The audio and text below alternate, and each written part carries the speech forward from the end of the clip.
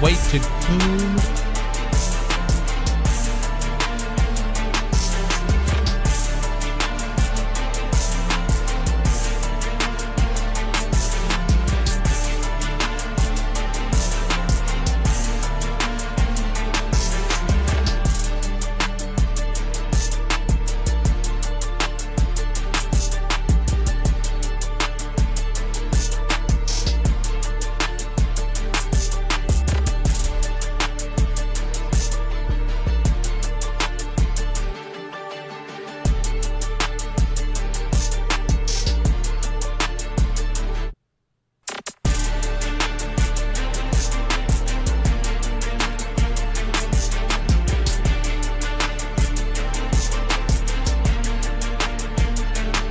Bungie, where my news at? Bungie, you said mid-May. It May 21st. It's goddamn July. Where my news, Bungie?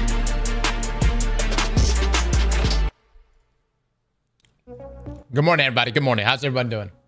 Hope everyone's doing well.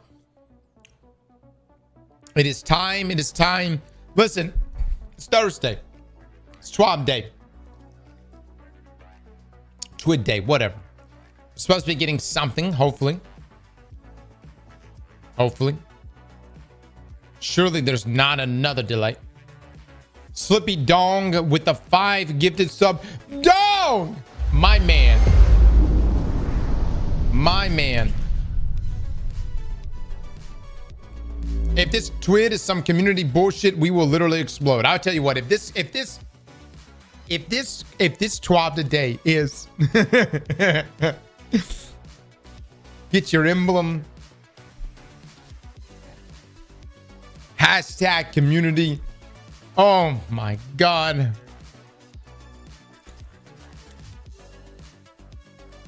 You got inside information we don't cross? I have inside information. I don't fucking have inside information. My people are not there anymore.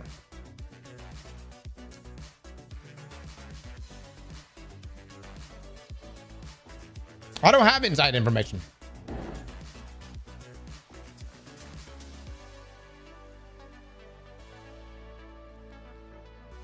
Nerf the lightsaber.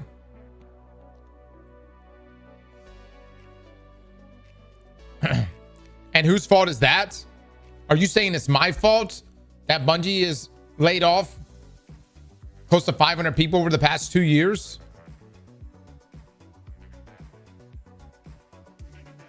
You know what you're sounding like right now? You're sounding Delulu, like the marathon community.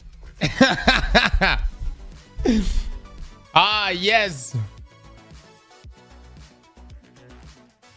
I'm gonna make you a shirt. Whoa! How's Cryo Archive today? You guys having a good time? Content creators killed Destiny? Fuck yeah, we did. I'll do it again.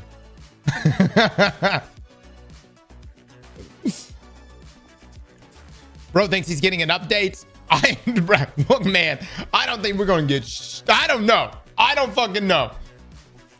Right now, I don't know, man. Because the signs don't look good. But today's TWAB can alleviate all of these issues, all of these problems. Bungie, I want you to know, with the stroke of a pen, you could eliminate. You can eliminate all these woes, all the pessimistic naysayers out there. You could do that right now. You could shut me up right fucking now. Drew Fish with the 3 months in advance. Thank you so much. Huffing that copium. I just want my favorite game to get back on its feet. King with the 38 months. Sweaty Haynes with the prime. Loco with the 20 months.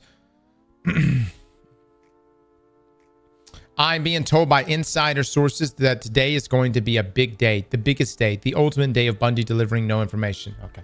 All right. There's a big chance of blue balls today. We'll know here in about an hour and 20 minutes.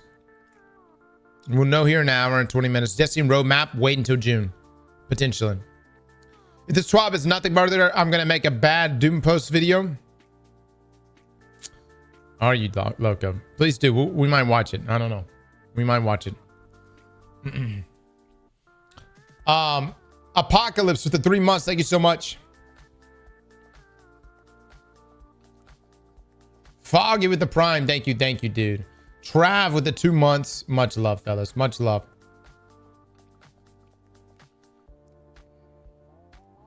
For all the rage bait, I pray that it gets delayed.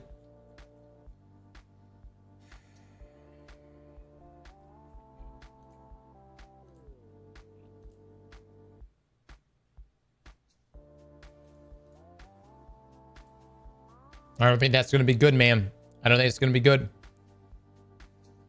So the Year of Prophecy only included Edge of Fate and Renegades. I thought it also included the one after it. That's where you're wrong, my man. That was free content. And you know what that means. It can get fucked at any moment. Paid content is, well, we're going to let you know when we're going to fuck it. But free content, it's all about the umbrellas. Oh, you talking about the oh, you talking about Shatter Cycle? The like going into the Alchemist and shit? Or are you talking about Shadow and Order?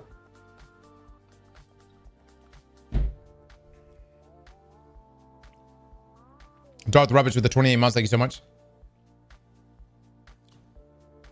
No, brother, I pay for the battle pass. Damn right. Damn right. Commandment Zip with the gift of stuff. Thank you so much. Dude, I wish Bungie would just go ahead and just charge the fuck out of marathon players. Go ahead. You do it to us. We'll do it to them. Huh? You put the Eververse store inside of Marathon. Charge them for everything. Put battle passes within battle passes. You know what I'm saying? Bungie's in that thing right now where they're like, we're trying to create trust with the Marathon community. You got it already. They trust you. Now fuck them.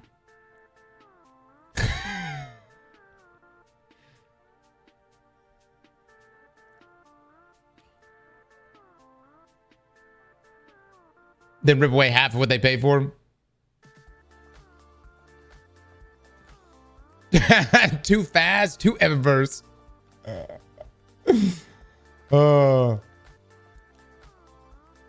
It feels like they're trying to make Marathon into the new Destiny.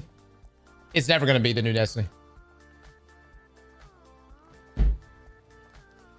But, you know, that doesn't mean that Marathon doesn't have some good aspects to it. But scope-wise, it's just never going to be on that level.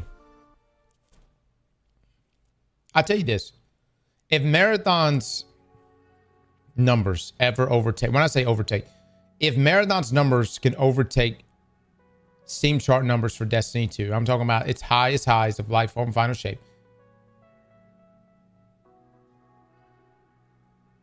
I will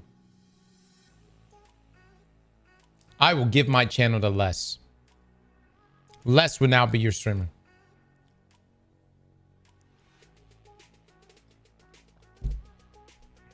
Helldivers just announced a Warhammer 40k War Bond trailer is out. Mods, fetch me that trailer. Fitch with the 17 months. Thank you so much.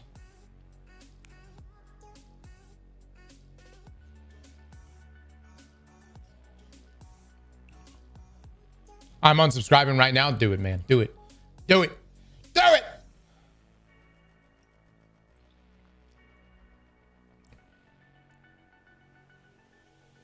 Olive oil is fantastic for you.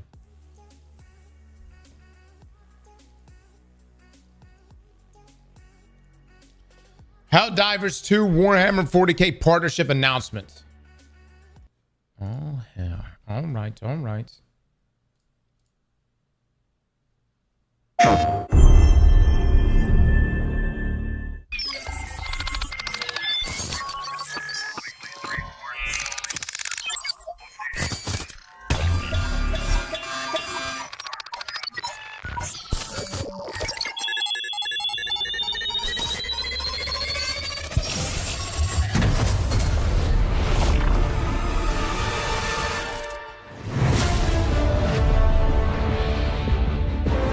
Hello everyone, I am Mikael Eriksson, Game Director of Helldivers 2.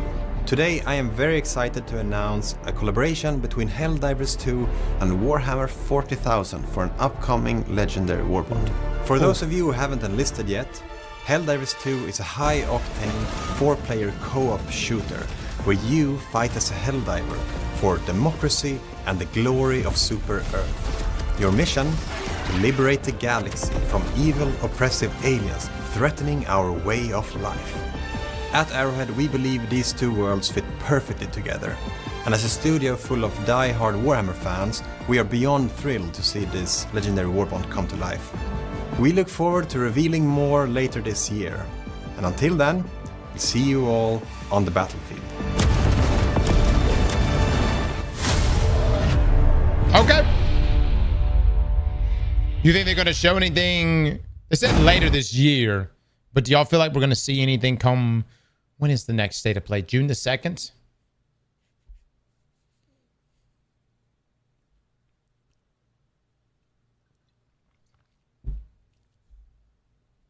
They showed nothing? Yeah. Well, they literally said that they don't really have anything to show right now, but yeah. Why even make the video? Well, would you prefer the Bungie strategy? Just talk about emblems? That's right. Arrowhead. Don't talk to your community at all. Don't talk about the future. Just hit them with the hashtag community member. And talk about emblems. At least they're fucking talking. Just saying.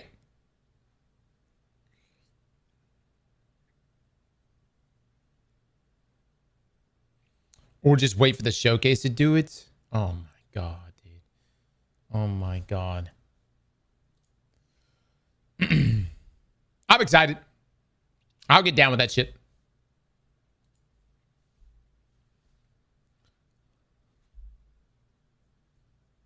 By the way, I don't know which mod it was that changed our title yesterday to what that title was.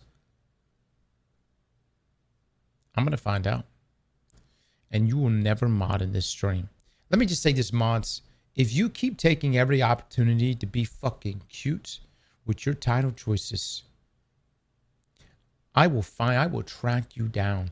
I will find every alt account you own. I will ban you across all of Twitch if it's necessary. I will follow you into other streams.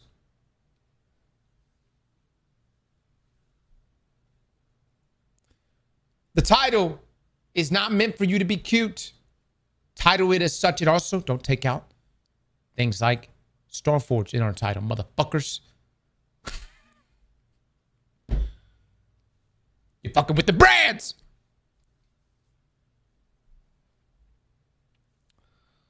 All right. What was the title? Nothing.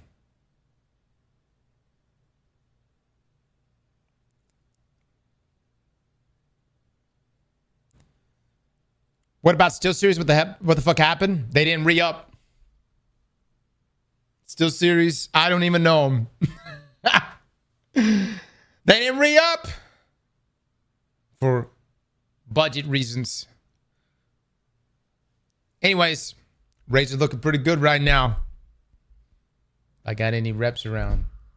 I always like green anyways. Still who? I don't even know.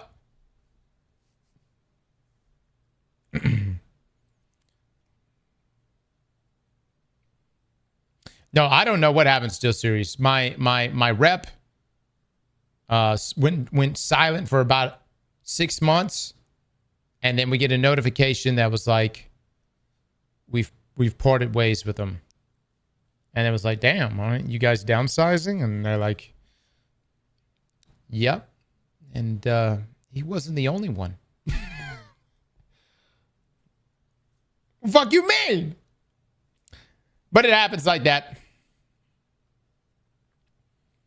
Antonio with the 11 months. Thank you so much. All I know is Still Series in Chicago. If you're gonna break ties with me, I want my picture out of your office. No, you can't fucking have me on your wall. You gotta take my picture off the fucking wall. That picture can't be there unless I'm an active partner in this. Luke, look into this shit. I don't want to be on the wall no more. Mayhell with the Prime, thank you so much. Dark Calamity with the 21 months. Thank you, thank you. Deadpool, thank you for the prime, brother. Scrubism with the 19. Thank you, thank you. Many of you have been coming by the stream asking me to jump into Marathon because it got a new update. That update it's not something I'm going to play until I hear anything from Bungie in regards to Destiny, okay? So until then, Marathon doesn't exist to us. Watching Marathon is boring as hell. Man, you guys find everything. Look, y'all like y'all said the same things about Deadlock. Someone said the same thing about Forza. You know, look, what do you want? Russell Strife with the 13 months. Thank you so much. Same people talking shit about certain games not being entertaining to watch. Watch porn for the plot. I want to hear your shit right now, okay? Watch the whole goddamn intro, you sick sumbitch.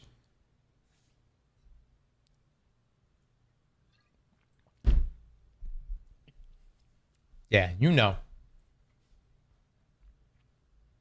All the chapters. Deadlock was a bit dry to watch, but I'm really here for you to entertain me. So play a game streamer. Oh, no, this is Doom o'clock right now. Yeah. Gaming hours would be later this afternoon. Right now, we dooming. Lost with the 10 gifted subs.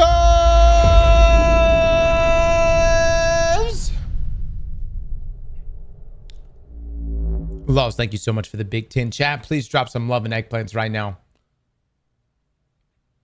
Yeah, I did tell you we were going to play Stellar Blade with the eye tracker. I still got to hook it up, boys. Well, I promise we're going to do it. We're going to do it. However, I wanted to take a look at a few things today before we get too carried away, okay? Jobu with the 5 gifted subs.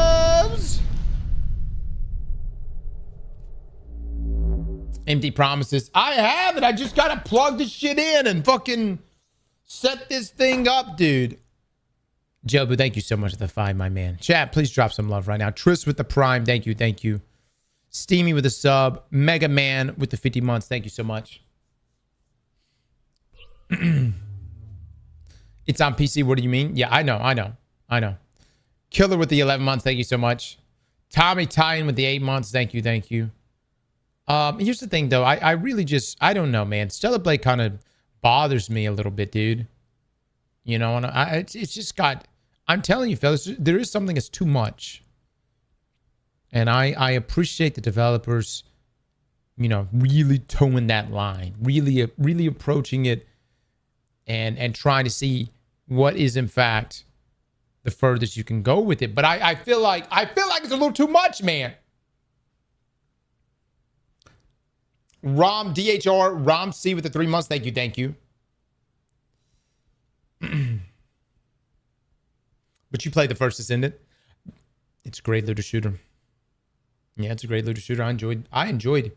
You know, 2 games I need to go check on again. I need to go check on First Ascendant. I need to go check on Destiny Rising at some point. Hello, Lucid. My God. Hello with the 10 gifted subs. Hello, Lucid. Thank you for the 10, my man. Chat, please drop some love for him. Dude, some jiggle physics just don't. They're just too much. You know what I'm coming from? They're just. That's just my opinion. We'll play Stellar Blade. We'll give it a go. We'll try it out. Whatever. H happy with the sub. Thank you, man. Wrong take. Worst take. An onk take. I'm sorry. I don't normally like to game with an erection. You sick fuckers might be down for that. I like to have very clear avenues. One in one area, another in another. Okay? That's all I'm trying to say right now. Trap system with the 5 gifted subs. I don't like this blending. This, you know what I'm coming from? Brother, I only game with an erection? Wow. That's not awkward with the boys. Just all sitting together in some Halo up on the Xbox, and you just bricked out. I mean, you know what I'm saying? Like, Jesus.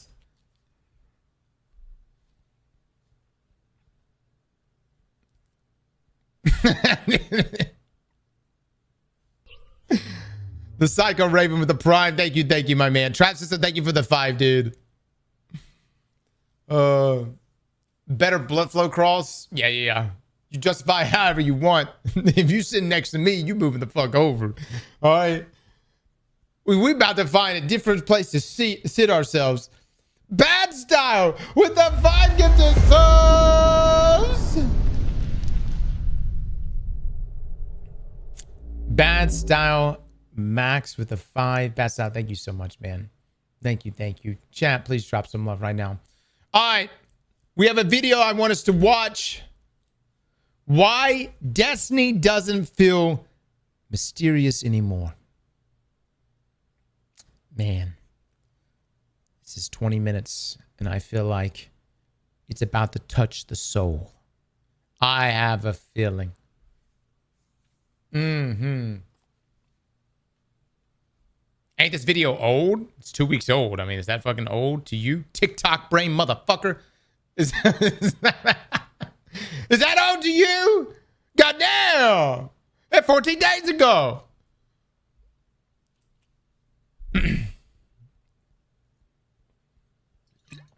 Whoa. My bad. I came off aggressive. That was aggressive. You know what I mean? I just came out of court like an hour ago. We're tense right now. We're tense. All right. Everyone has their own idea of what Destiny's identity is, and I know everyone has their own idea of what Destiny's identity is, and I know better than to try to convince anyone that my idea of what that identity is correct. But you guys really showed up big time on my last video, and thank you for sharing all your Destiny memories and all those comments. Great video. And just putting it out. Great video. Go watch that video. Guys, go watch this man's videos. But that was a fantastic video. There to the community. There was such a wide range of favorite moments, eras, activities, expansions, whatever, but one constant I was seeing is how immersed we all were in the game's atmosphere, and I think there's something there. Now, I can't tell you what first immersed you personally in the Destiny franchise, or even when that happened, but after hours and hours of deeply philosophical thought and contemplation, I can absolutely tell you why I once fell in love with the franchise, and more importantly, how we've strayed from that aspiration. So this is a video on why Destiny just doesn't feel mysterious anymore, or maybe immersive, and how I hope it will be again.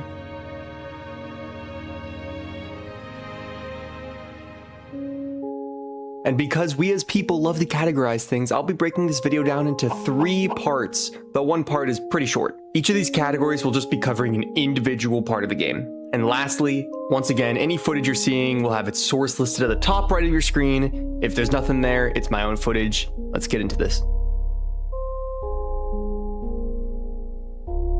Let me pull you back in time real quick. You wake up on a winter's day in 2015, it's Saturday, so you eat a bowl of cereal and boot up your Xbox to play with your friend who lives halfway across the world. You've got some crazy time zone differences, so you really only get to play together on the weekends. You catch up about your week and show off some loot you've earned in each other's absence, and then you see it. The coolest goddamn Warlock helmet you've ever laid eyes on. Where did you get that, you inquire? And he tells you. He stories off about how his LFG team took 8 full hours to kill Crota for the first time. Most people didn't even get anything good, but he got this insane helmet, and he does not plan on ever taking it off. And a funny story about that, around the time I started playing Destiny, my friend Claudio got the Crota Zen Titan helmet, and he had it on for so long that I genuinely thought that was just his character's face. Now guys, this isn't some outlandish fiction, this is what Destiny used to always be like. People would question how you got this fabled piece of gear, and then you got to serve as kind of this like NPC character that sends them off on a quest to go get it for themselves. Now let's contrast that with today's world. Whoa, dude, your Titan looks sick. Where'd you get that class item? Oh, I bought it from Eververse. It pairs with the exotic ornament that I also bought from Eververse. Seriously, go ahead, boot up D2, I know, scary, and walk around the hopefully populated tower. Find the coolest looking guardians you see, inspect them, and I bet you that most, if not all of their armor consists of Eververse ornaments. Not gear they earned in game, gear they bought through a menu. Season after season, it seems a larger and larger portion of armor sets Bungie adds per year come exclusively from Eververse. And even when they don't, the Eververse sets are typically just way cooler. Nothing makes me frown more than seeing that this sick new armor set just drops from a 6,000 Bright Dust purchase. Remember when Bungie quietly reskinned an old Iron Banner set when we were supposed to get a new one? The resulting backlash made them... It's okay, Hubble. My dog's barking. Oh. That resulting backlash made them instantly turn an upcoming Eververse set into the Iron Banner set that very same week. And it's really sad that we even had to get to that point. Now, all the way back in May 2020, in a TWAB, Bungie wrote the following. Beginning in Season 12, we will no longer be selling ships, ghost shells, sparrows, or armor ornaments in Eververse that are visually based on themes from aspirational activities. So what the hell is this? Or this? Or this? Or how about this Taken armor that people have been begging for a decade? I guess you can squint and say it's fine, that they aren't contradicting themselves, and they never specified weapon ornaments, but come on, this is just pathetic and mean. I've introduced friends to this franchise, and it genuinely breaks my heart to hear their disappointment when I tell them that this cool dragon-themed armor set I'm wearing did not come from slaying the dragon. No, it came from a Christmas microtransaction. Now sit with me and imagine a world where when you earn a bad juju, you get a quest that tests your mastery of the weapon. Get some Crucible kills with it, kill some strike bosses, earn the catalyst, and then you get a sick ornament for it. I think this is a realistic ask too, and I hope to see it happen. And I should also mention, this also goes with shaders, ships. Chat, when was the beginning of the end on this front? When was the beginning of the end in regards to Eververse completely squeezing out older pieces of armor or earned pieces of armor? Hold up. Can y'all chill? I can't click it. Stop!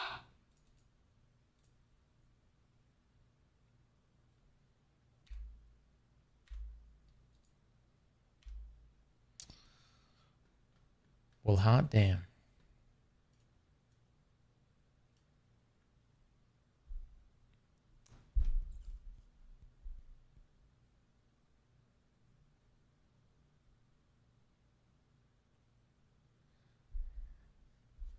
Another week, boys.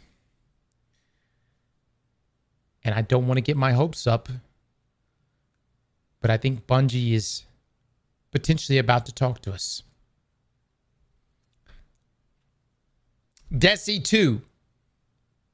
Every end is a new beginning. Oh my God. What is happening right now?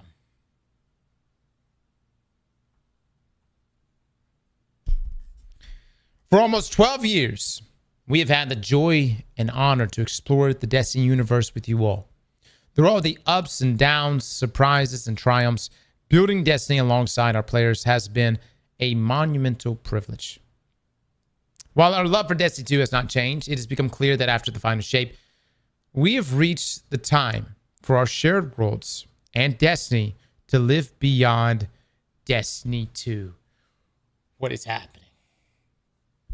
As our focus turns towards a new beginning for Bungie, we will begin work incubating our next games.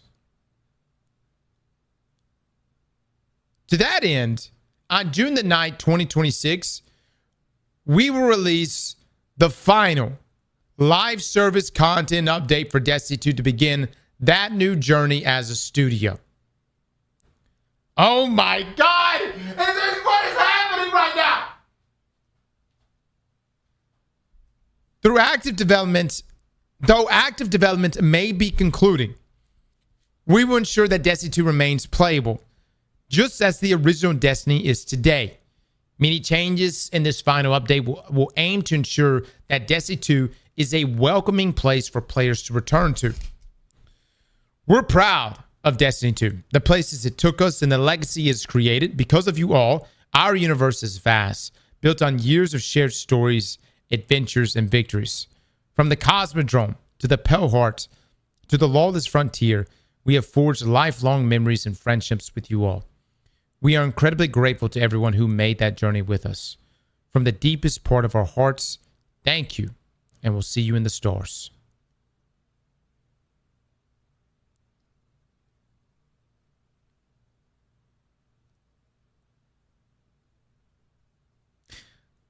Bungie, are you breaking up with me right now?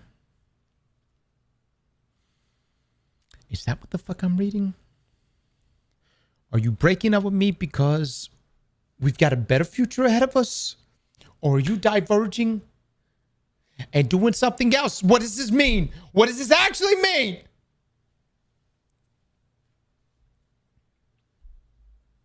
It's not you, it's me. While our love for Destiny 2 has not changed, it has become clear that after the final shape, we have reached the time for our shared worlds and Destiny to live beyond Destiny 2. As our focus turns towards a new beginning for Bungie, we will begin work incubating our next games. What does that mean? Like, are you talking like gummy bears? Whatever the hell matter was? Or are you talking about more Destiny?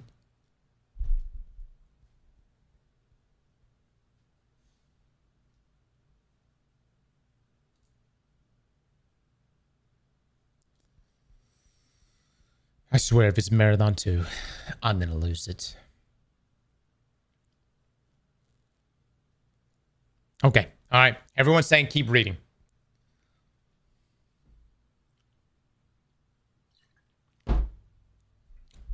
Destiny 2 Monument of Triumph.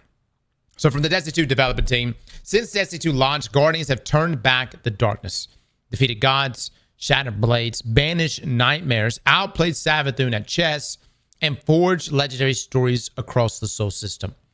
On June the 9th, Destiny 2 Monument of Triumph will be available to all players. We are inviting all Guardians to take part in a celebration of these accomplishments. Legends, Dredgens, Renegades, Conquerors, New Lights, and everyone in between. Oh my God.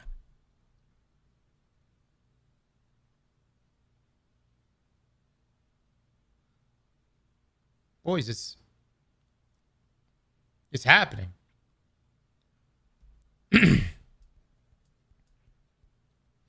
Each year since launch, Moments of Triumph celebrated highlights from Destiny 2's most recent chapter.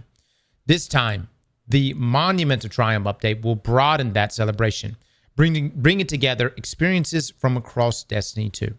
Legendary Marks returns from ages of triumphs past, earned by completing a game-wide array of triumphs. They will grant access to a vast selection of free armor ornaments, accessories, weapon engrams, and more. An additional title and armor ornament set awaits those who range widely in their deeds, immortalizing your legacy in Destiny 2. But this update has much more to offer than the monument itself.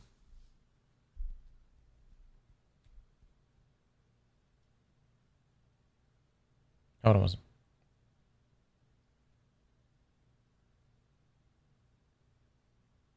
on one second.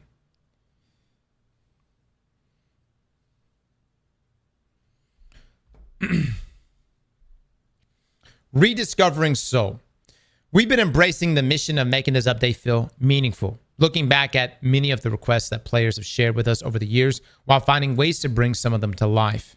And now, on June the 9th, we're aiming to deliver a collection of love letters to players across all activity types within Destiny 2. Although many were intended for future releases, we wanted to make sure you had them in this update.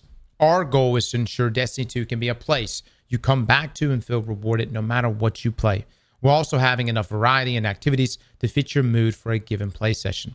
Whether you're looking to play competitively, slay a god or two, or just spend some time exploring the destinations, there will be something for you.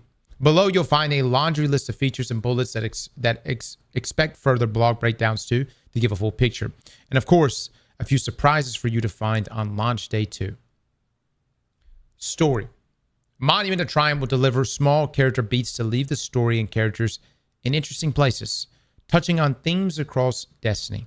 We encourage reading and exploring to find all the Easter eggs, callbacks, reveals, and love for the lorehounds. Damn, man. The return of the director. Oh my God. Oh my God. Look at this. We've embraced the player feedback about the director in the portal, and a newly refreshed director returns to its rightful place as the center of the activities in Destiny 2. All portal activities are still available via lists in the nodes at the bottom of the director. Look at that. Look how clean that looks. Look how clean, man. Hot damn.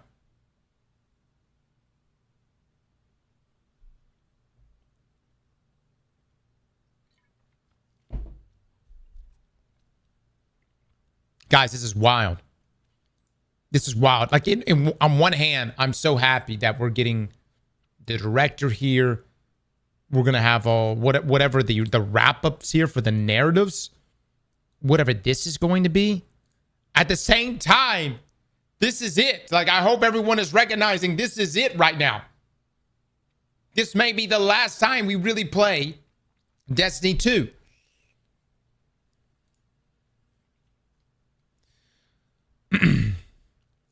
All right, here we go. Pantheon 2.0. Oh my God. No, they're not. Brother! Look at this. Look at this. They're actually doing it. A new Pantheon is coming as a permanent addition with a fresh slate of bosses to challenge and overcome. June the 9th, the first slate of bosses becomes available with 2 activities each featuring a unique roster of bosses. June the 13th, what we're calling the Gauntlets, the full lineup of boss encounters in a single activity. And then June the 16th, encounter rotations begin. Players can attempt featured single boss encounters for rewards. Brother, we got Callus here. We got Galaran. This is probably my favorites. I would argue this is one of the best raid encounters ever. Galaran.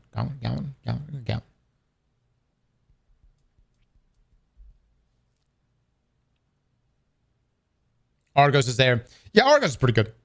Now, raid and dungeon loot updates. All raid and dungeon weapons and armors have been revisited to bring them to modern standards with full tier parity, set bonuses, new perks, and more. Crafted weapons will have an upgrade path for tiers 1 through 5 with more information coming in a future article. Weekly feature raids and dungeons return, giving players additional opportunities for high-tiered rewards each week. We have all the details and specifics planned for an upcoming TWAB. Damn. This update's looking massive. Like, already. Just bringing back these old raid encounters. But then you're also going to have whatever these wrap-up storylines are going to be. A lot of it's probably going to be like, you know, in-game lore of some sort, but it's still going to be good.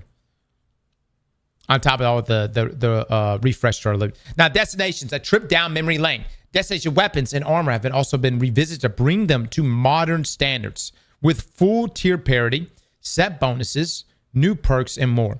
Some destinations will have distortions, a new addition to bring more variety and a touch more challenge to your time planet side. Distortions also bring unique rewards to earn for participating beyond your slate of destination drops.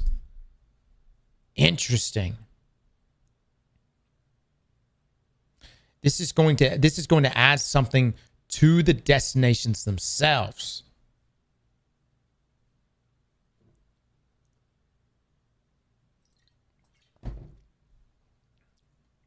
Let me tell you this right now. If this is going to be the last update, I'd be damned if I'm going to do my way through it. Okay? If this is it, this is it then. Again, what did I say? What did I say from the very beginning? I wanted clarity from Bungie. If this is really it, I'd be damned if I'm going to do my way through this shit. We're going to go in there. I'm going to have me one more damn good time. It's going to be a bit bittersweet. I'm not going to lie. Now, Sandbox, new abilities and ability updates. New aspects. Oh my God! Solar Hunter, Crack Shot, Void Warlock, Soul Siphon, Solar Tide, Shield Burst.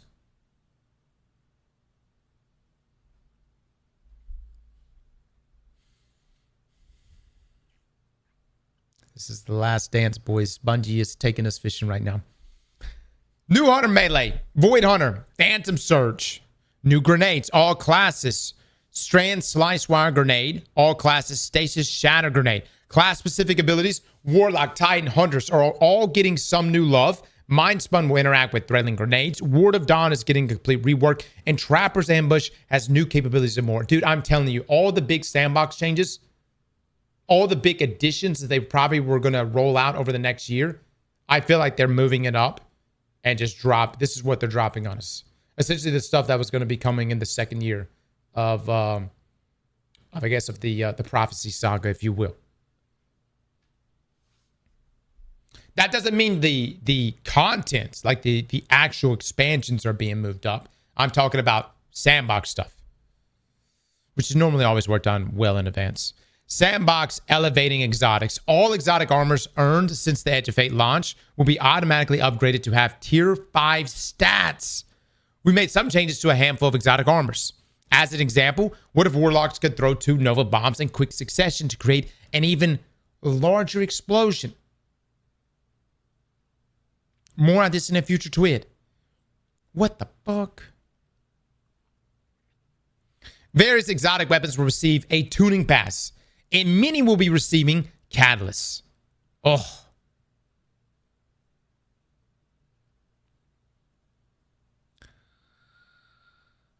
My God. And here's the thing, dude. I know all of us are going to be jumping in this, and we're just going to be eating and eating and eating. This time around, fellas, we need to take our time. We need to take our time.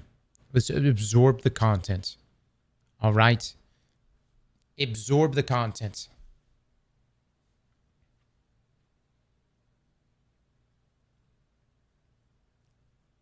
This may be one of the only expansions that I don't, not that I'm trying to rush everything, but it's always like, prepare, get everything we can possibly get, test everything we can possibly test. This may be one of those, dude, where we just, we just experience it, man.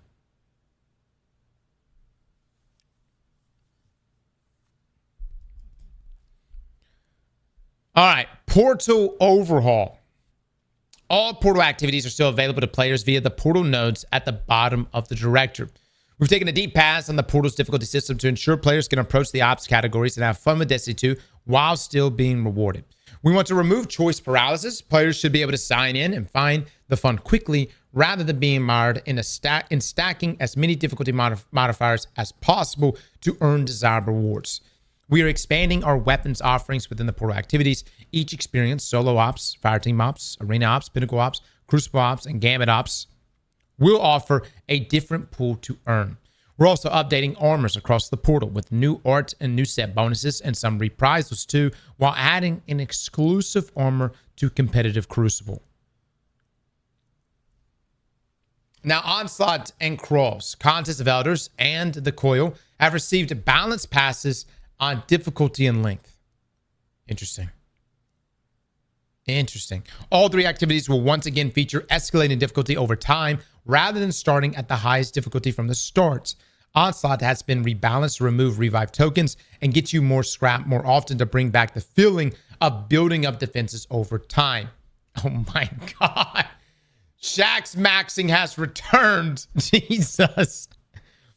A few weapons will also be making return, only available through Onslaught.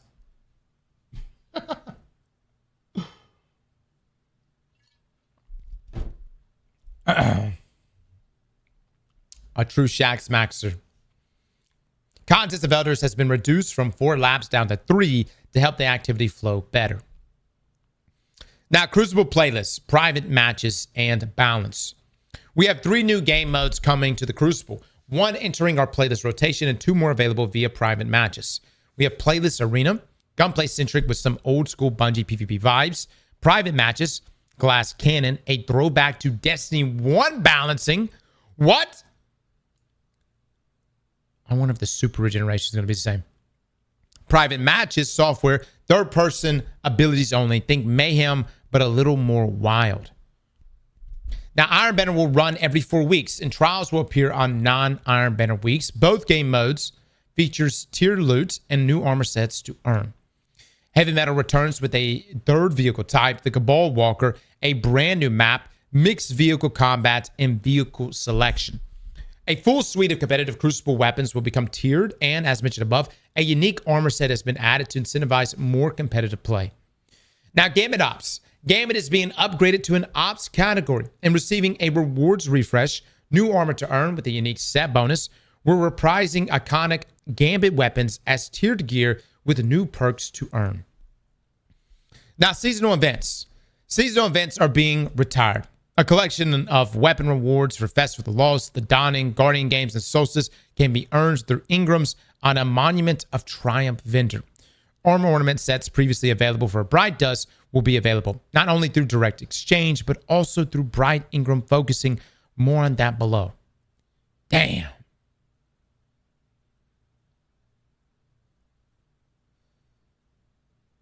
Chat, it's happening. It's not happening. It's happening. It's actually happening. Eververse, Silver and Bright Dust. Bright Dust will continue to be an earnable currency through gameplay objectives, and we have expanded the offering of cosmetics that can be acquired with this currency. Silver will continue to be available for players to purchase in exchange for various items in the Eververse. Bright Dust rotation is being changed from weekly to daily, giving players more opportunities to exchange this earned currency for the cosmetics they desire. Daily, guys. And if they're expanding it, dude, within a month, you'll be able to lock down so many cosmetics. Look, if you sat here listening through this and you're like, there's no way D2 is coming to an end, nothing should tell you more that D2 is coming to an end than Bungie doing this to the Eververse store. Now, we've added a focusing system for your Bright Ingrams. Using an Ingram and some Bright Dust, you can select from an array of Ingrams that guarantee the item category results and do not produce duplicates, gradually filling out your collection. Man.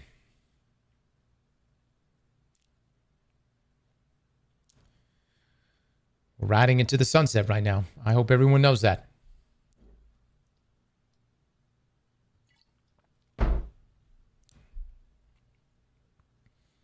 Now, Reward Pass. The Monument of Triumph update brings an updated Reward Pass. What was originally planned for Shadow and Order, featuring a new exotic hand cannon, armor ornaments, and more. We've increased the number of cosmetic rewards on the pass as well, including multiple armor ornament sets, ghosts, shaders, and more. And yes, we said and more twice. Look, we put a lot of extras on this thing. We hope you enjoy it. Now, armor ornaments, true exotic armor transmog. Starting June the 9th, players may apply common, uncommon, rare, and legendary armor ornaments to their exotic armors, visible in PvE environments. That's incredible, dude. Now, the Destiny 2 the collection. We are bundling all Destiny 2 content packs into a singular purchase available on June the 9th. This includes campaigns, dungeon keys, the 30th anniversary pack, and more. Individual content packs and expansions will also receive permanent markdowns in June. Ah, damn, brother. Ah, damn. Luke, are you in the stream? We're going to have to give away some of these Destiny 2 the collections. I'm curious what the whole bundle is going to look like. What? One more thing. Sparrow Racing League returns. Bungie, are you shitting me right now? Look, Bungie. You can't just jump up and be like, I know, you wanted me to be the girl of your dreams and changed my ways. And here it is. Here it is. I'm doing it all right here. But I'm leaving. I'm still leaving. What kind of shit? You jump up. You're like, I'm going to change my ways. I'm going to bring back all the shit you wanted me to bring back. And then you're just going to just leave? Just leave? Sparrow Racing League returns as a permanent addition, reopening tracks from the original Destiny experience and adding a new space to race opponents on. We've created a new, unique weapon set to earn by competing in races. Armor sets return with a new set bonus, and numerous cosmetics, including horns, will be available to earn. We'll have a full breakdown of SRL in the coming weeks, previewing the upcoming feature. Brother, if I didn't know any better, I would think this was like a memed TWAB or something. You know what I'm saying? Like this is our fake TWAB we do every year.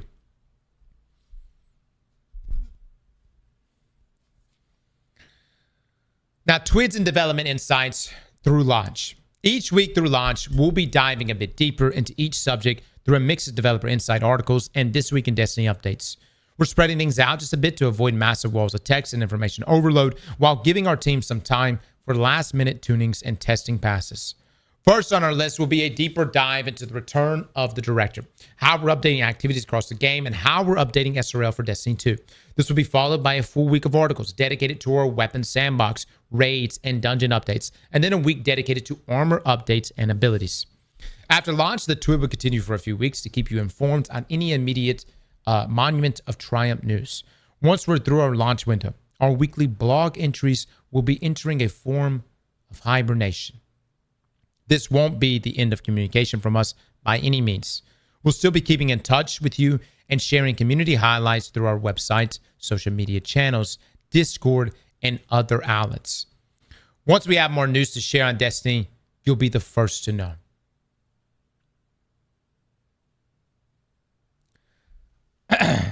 As a final note here from Bungie, thank you. Destiny 2 has been our home for many, many years. The unknown can sometimes feel wild, even a bit scary at times, but these opportunities to explore the future are invigorating. As we look ahead, our commitment remains the same, to make games we and you are excited to play. From all of us here at Bungie, we cannot thank you enough for joining us on this journey throughout the Sol system. You'll still find a star sign for years to come.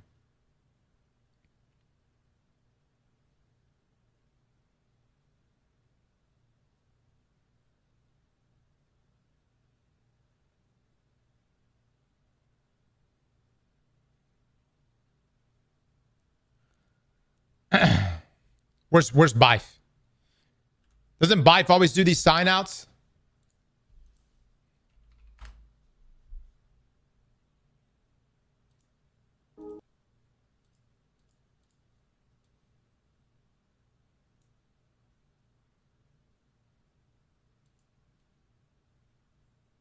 Hold on.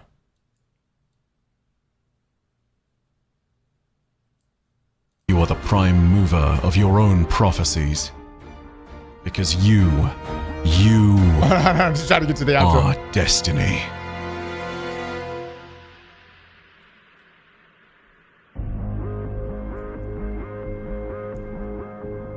Is he going to do the outro?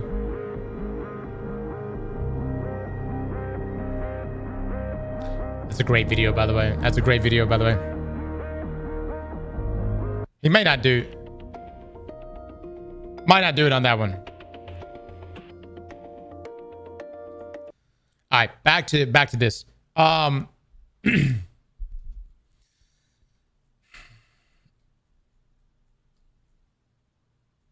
we know. The update that we're getting in June is way bigger than what we thought. Massive, even. Bringing back things like SRL, the Director, a number of different armor sets, weapon refreshes, adding Gambit to as Gambit Ops. This change right here to Eververse is crazy, considering that there's going to be a daily rotation. So if there's ever been a cosmetic item you've never gotten, it's a good chance you're going to be able to get it now, with Bright Dust being rewarded more often. And on top of that, of course, we're going to get Pantheon 2.0. It's a massive update. And it's the final update too. As they said at the very top, that this is it for Destiny 2. So, and we'll have, it almost reminds me of kind of like the Age of Triumph, but this is Monuments of Triumph here.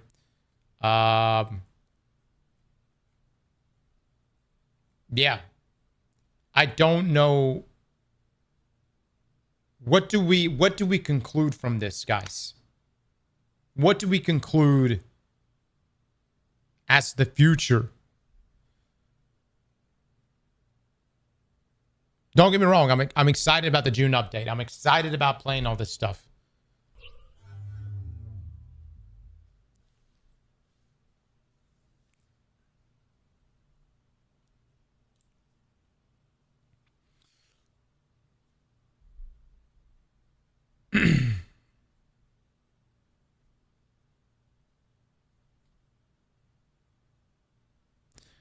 As our focus turns towards a new beginning for Bungie, we will begin to work incubating our next games. To that end, on June the 9th, 2026, we will release the final live service content update for Destiny 2 to begin that new journey as a studio.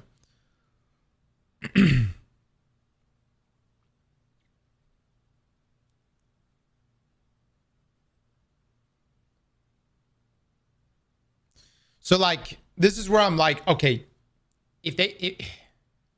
incubating our next games.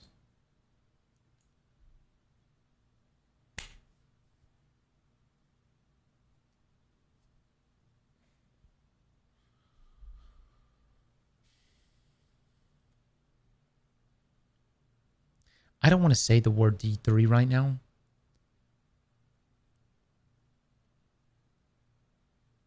But Bungie, are you talking about a Destiny 3?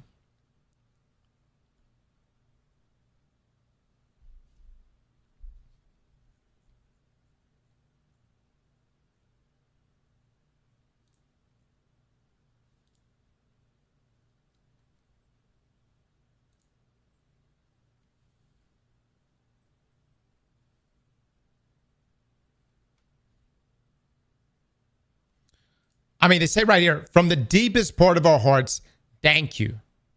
And we'll see you in the stars. Okay. If they were like, peace, motherfuckers, we're going to go make Marathon 2. They wouldn't say this, right? From the deepest part of our hearts, thank you. We'll see you in the stars.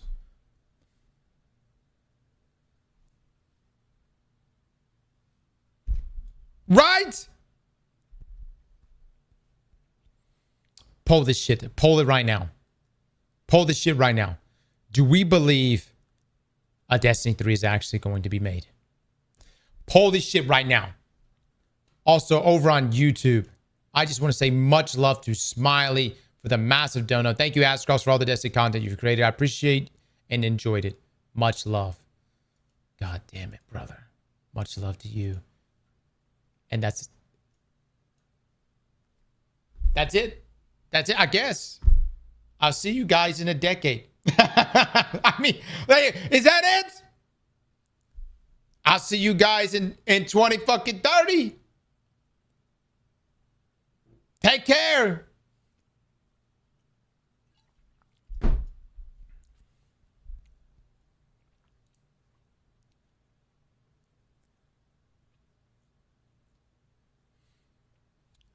Is a D3 coming? We have a poll in the stream right now. 58% says yes, 42% say no. All right. Bungie, I want to believe. I want to believe, Bungie. You come out today. You lay it all out on the line. You give us this send-off that you're giving us for Destiny 2.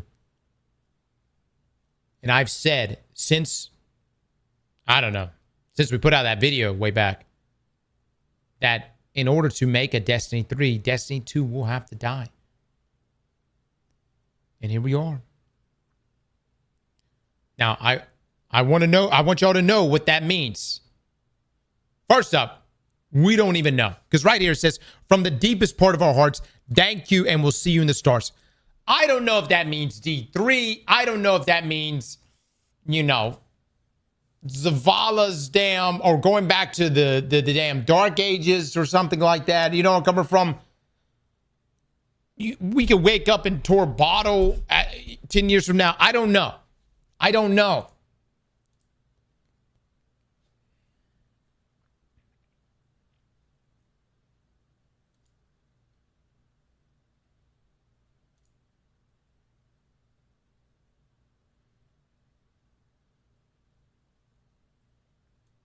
Look at the first paragraph. It says they want to live beyond. Hold on. While the love for Destiny 2 has not changed, it's become clear that after the final shape, we have reached the time for our shared worlds and Destiny to live beyond Destiny 2. All right. If Bungie is watching this right now, they're probably like, motherfucker, do we have to say it any louder? I mean, our shared worlds and Destiny to live beyond Destiny 2.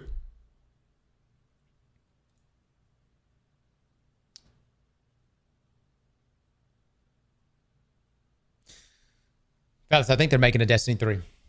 I know. I'm sounding like I'm in copium land right now. And maybe I'm just going to be lied to forever.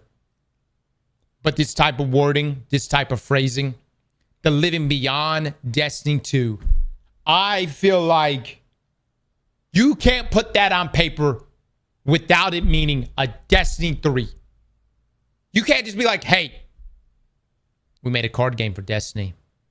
Boom. You can't do that. You can't do that after saying something like this. Look right here. While our love for Destiny 2 has not changed, it has become clear after the final shape, which concluded the Light and Darkness saga, that we have reached the time for our shared worlds and Destiny as a whole, Destiny as an IP, to live beyond Destiny 2.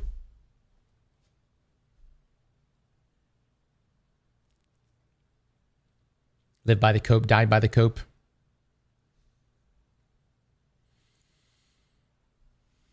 So what you're telling me is that there's a chance that a Destiny 3 is in fact being made. I'm going to believe it. I'm going to believe it. I'm going to fucking believe it, dude. I'm going to believe it. Nope. I don't think you could say these kind of things and not mean something big. Whether that's Destiny 3, Destiny Forever, it's going to have to be sequel worthy.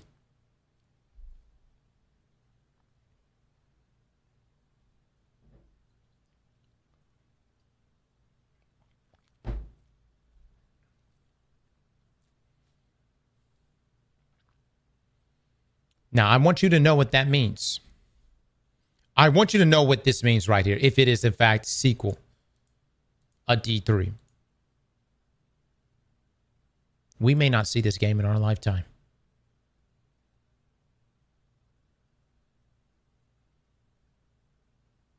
If you're like a boomer or something like that. But I think it's going to be quite some time. Yeah, I think it's going to be quite some time.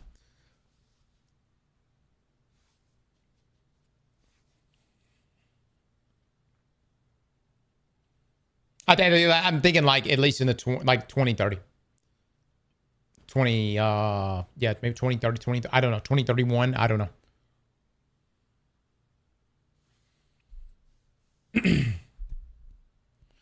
I'll tell you this. When is the next PlayStation coming out? Because now that Sony is, you know, when's the next PlayStation coming out? Because I wouldn't be surprised, in tandem with a lot of other games, Destiny, whatever the sequel is for Destiny, could drop when the next PlayStation drops. Who cares? I fucking care. What the fuck you mean, who cares? Are you talking about PlayStation? look, if you're an Xbox guy, you know what I mean? Don't worry. I'm sure, you know, Halo will figure something out. Don't y'all got another show coming out or something? We're talking about big shit over here. All right, we're talking about the next Destiny, and I wouldn't be surprised if that shit comes out with the next console. Halo's on PlayStation now. That's when you know it's bad. That's when you know it's bad.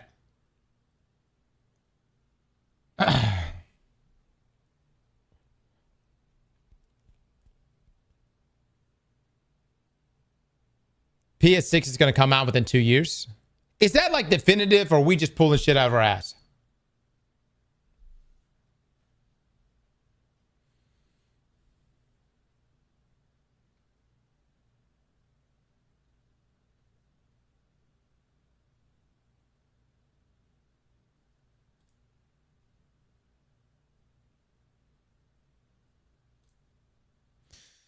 All right. Listen. There's a lot of things to take from this article. A lot of things to take. Dempsey with the 50 gifted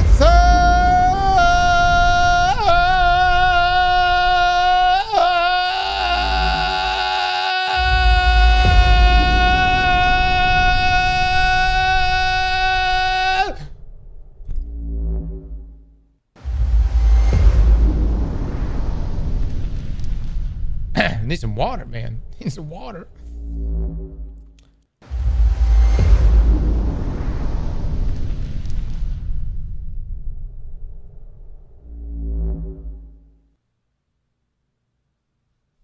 Okay. Doomsy, thank you so much for the 50. Chat, please drop some love and eggplants right now for Doomsy, who comes in here and throws it the hell down. Guys, I'm gonna tell you, this is what I'm gonna do. I'm going to absorb the information with all of you over the next few weeks. I'm gonna go into the June update, playing it like it is. It's the last expansion update, if you want to just call it that, but the last update for Destiny 2. And you know, I'm just going to try to enjoy it, man. Really just going to try to enjoy it. Have a good time. Get some laughs with the boys. We'll hit all of our, you know, all of our different things. Pantheon. Maybe even a few Gambit games. Why not? Why not? Ace with the 50 gifted subs!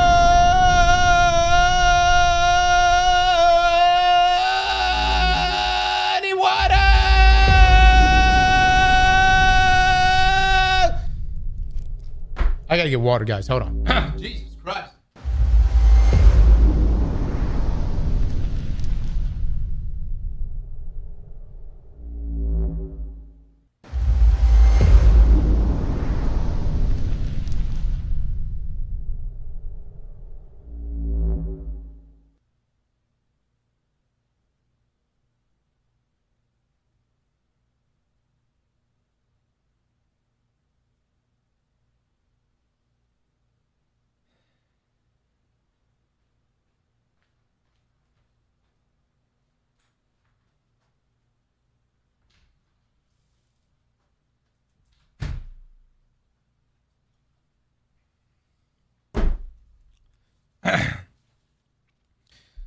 Look, man.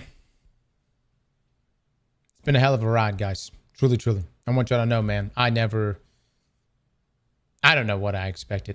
Sitting in my underwear, 2014, playing some game called Destiny for the first time ever when it first dropped. And hot damn, has it been a hell of a time. Never had any intentions of ever streaming or getting into YouTube or anything like that, but really was honestly this community and Destiny that made me want to do that kind of shit. So, and it has been a hell of a ride, a hell of an experience. And I appreciate every single one of you who have been along for it I know some of you have been here the entire time. And so I thank you for that. We're going to go into this June update. I'm going to have a good time, you know. And I hope this means that we get another Destiny. I really do. I hope we get a D3. I know it's going to be a long way from now. Who knows what the landscape is going to look like by then, you know. There may be AI streamers by that point. Who fucking knows? But what I do know is that if another Destiny is being made, if a D3 is actually being made, I'm going to play the shit out of it. And I hope it's done right. I hope it's done right, man. And I hope Bungie has really sat down and analyzed what it is that makes Destiny Destiny. And I think a lot of that begins with Destiny 1. There are some great things Destiny 2 has done, but there are some amazing things that Destiny 1 has done that is still sealed it as such a timeless game, even today. And so I hope D3, if a D3 is actually being made, I'm going in the more optimistic area, optimistic zone of we're going to get it. You know, I think we're going to get a sequel. But I can completely understand that if you read this and you think that's it, you know what? That's fine. I think, you know, you could definitely look at it as just as that, because that's exactly what is happening with Destiny 2. Destiny 2 is coming to a close.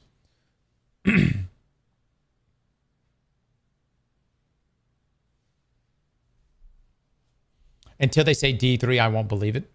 I get that. Completely get that, guys. Completely get that. I'm hoping that this isn't it for Destiny, because I think that Destiny just has so much to continue to offer in terms of its worlds, where the story can go, its characters, even from a gameplay fantasy perspective. I just feel like Destiny has so much to offer, and that it can have an entire sequel that I feel like would be just as good, if not better, than its previous games.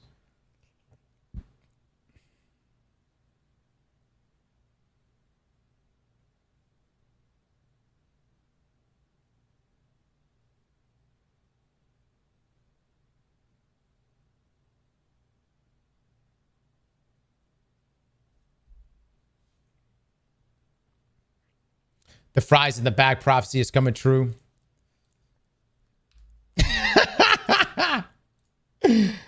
Anyways, if you want to know where I'm going to be for the next 3-4 years, well, ZK Frost and I, we'll be running your local McDonald's. And I've just got to say, man, my ad clearing abilities transfer quite well to the fry cook. I'm just saying. Yes. Best fries on the block. Throwing it out there. We should have leave a tip. Damn right, Frost. I know you may be thinking, what kind of McDonald's has a tip jar? We do, motherfucker. We do.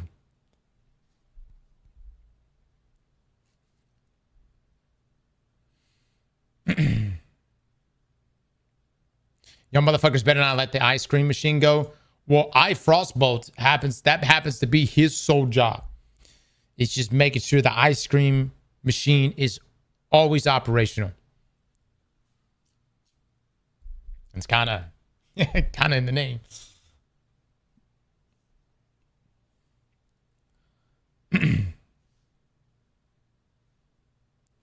I think this is a very emotional post for my Destiny 2 players, especially for my people that love Destiny 2, that live and breathe and play Destiny 2 all the time. And I want you to know that even though I am hopeful for the future of Destiny as an IP and as a whole, I do feel for them. Okay? I really do feel for my dedicated Destiny 2 players. I'm excited about the content come June, but it is very bittersweet for those guys. All right? And I know that, like, we play a lot of Destiny 2, but I also play Destiny 1 a lot too. So, I mean, I think I'm just, like, more mentally prepared for this. I felt like this was coming. I just really felt like this was coming. I felt like if with the way things were going, I felt like that this was probably going to end up being the reality. You know what I mean?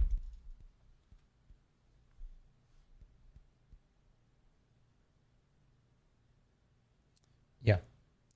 But I do want my Destiny 2 guys, my Destiny players to know that if this works out the way that we believe this first article, this first paragraph lays it out, I think this is going to be for the better.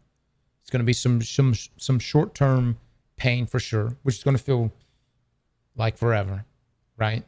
If it's going to take 2, 3, 4, maybe 5 years.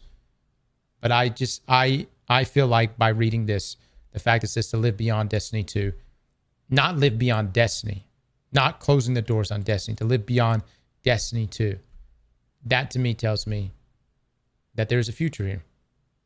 And hopefully that comes to fruition. Hopefully that comes to fruition.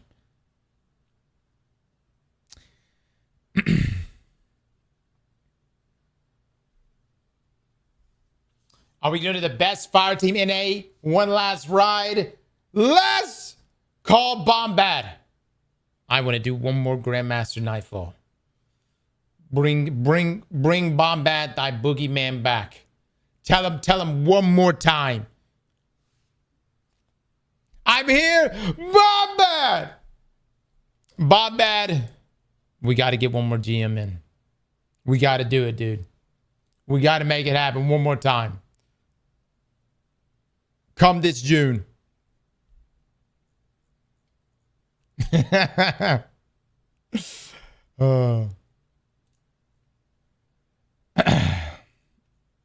are you guys feeling? Talk to me, guys. Talk to me.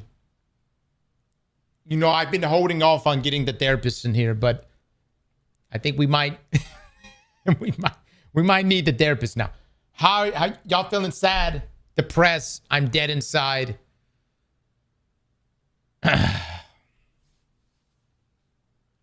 The thing is, I don't know if Bungie wanted us to take this.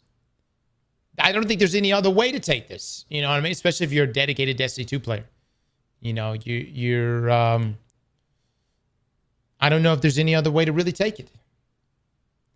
I think it's you know, it's the end of D2. It's the end of D2. I think where we saw the end of Destiny 1, the reason why it didn't hit or hurt was because we knew D2 was coming right around the corner. And we don't really know much outside of what's just being said in this article. And I get the concerns. The concerns are the same concerns people had when Luke Smith came on before Final Shape and was like, this is definitely not the end. And then, you know, we lost Luke Smith after that. I get those concerns. For me, man, I have to be optimistic. I have to believe that there's a future for Destiny.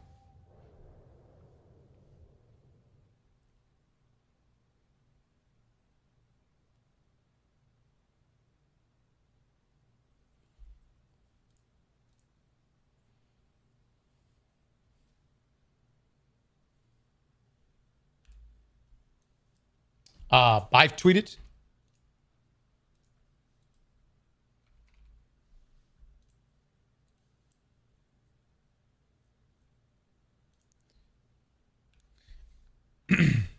I don't know what to say. There will never be another time. But saying goodbye like this is more painful than I can fathom. I dedicated my life to bringing you the stories of this world. I can only hope that the road doesn't end here for good. Video coming soon. Good shit, Bife. Good shit, man.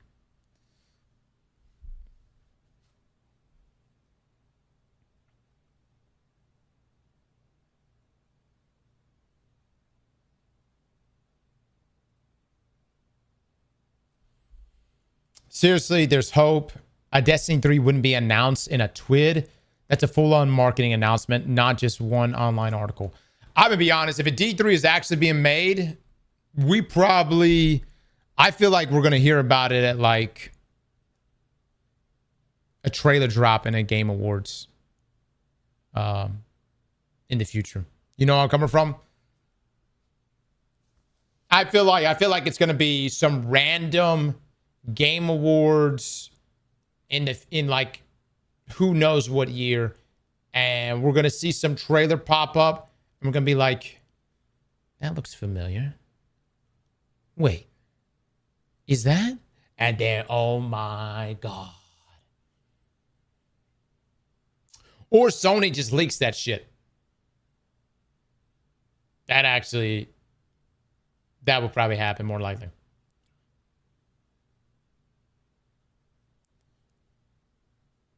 Yeah. I don't know what Sony's like internal controls are, but they really do leak everything.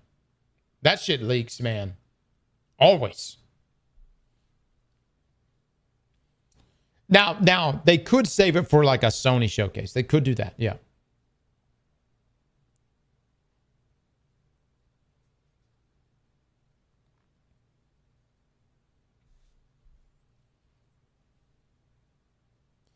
As a Destiny player since the beginning, the D3 announcement is going to be fucking hyped.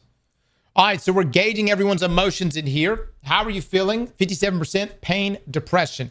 33% hopeful for the future. 3% say I let it die.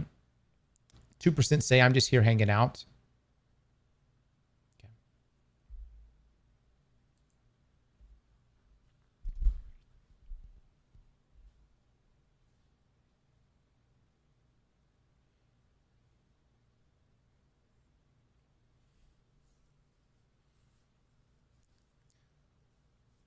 Destiny 3 is not going to be, if a D3 is being made, it's not going to be PlayStation exclusive. Even Sony themselves, they're going to make their story-driven games exclusive, but they're not going to make a live service game, which depends on a big community, exclusive. They're not going to do that. Now they may actually bring back exclusive weapons. I wouldn't be surprised if D3 has a few, if a D3 is being made, like a couple exclusives, like maybe, remember they did the exclusive strikes? You know what I'm saying? Might do some shit like that. But to make it just exclusive on PlayStation, no.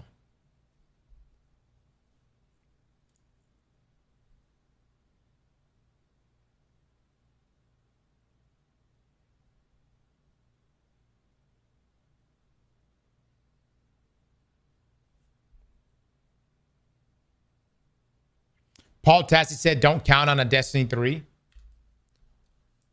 What?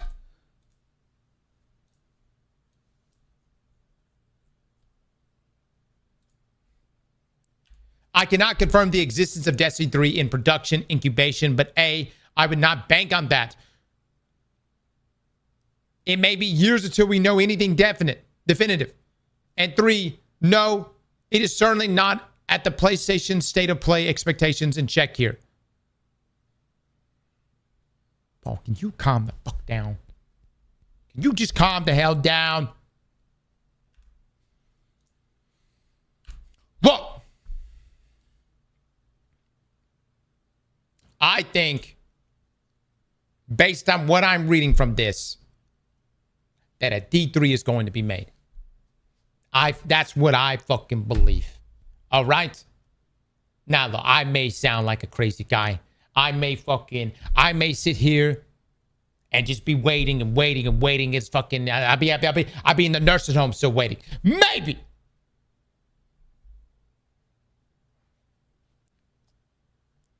Cross, please. No. This isn't it. This isn't it. This is not over. So what? We gotta wait a decade? That's fine. That shit go by so fast.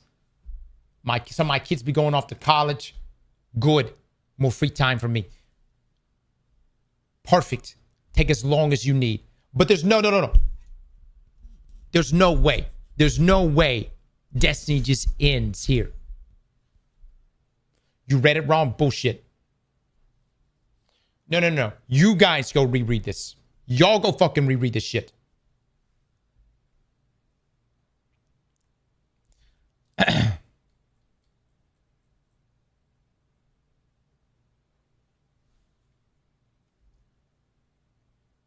So no conclusion to the 9 story. I don't know, Les. I don't know. Here's what I will say. This is what I believe. If we wake up next month and you see hundreds of layoffs at Bungie,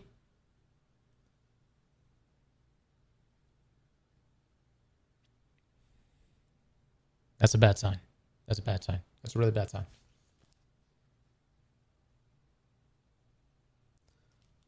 Then we may not get a Destiny 3. But if you don't see layoffs and potentially some hires, that's a good sign.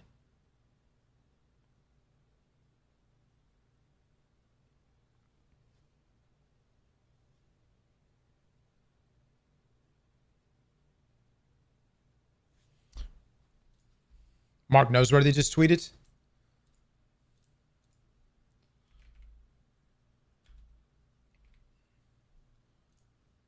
Mark, come save us. David Mark! I need more than that!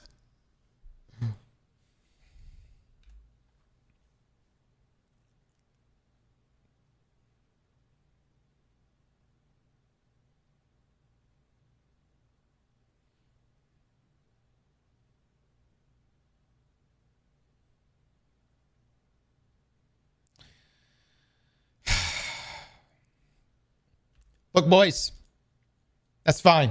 If you don't want to join me on Copium Island, don't. However, we're about to make so many D3 speculation videos. I just all I'm saying. That's all I'm saying. I'm going to be talking about D3 forever. I'm going to get a fucking tattoo. D on one testicle, 3 on the other. Luke, get to cooking. I want a single video of a potential. I want speculation videos of D3 every week for the next decade if necessary.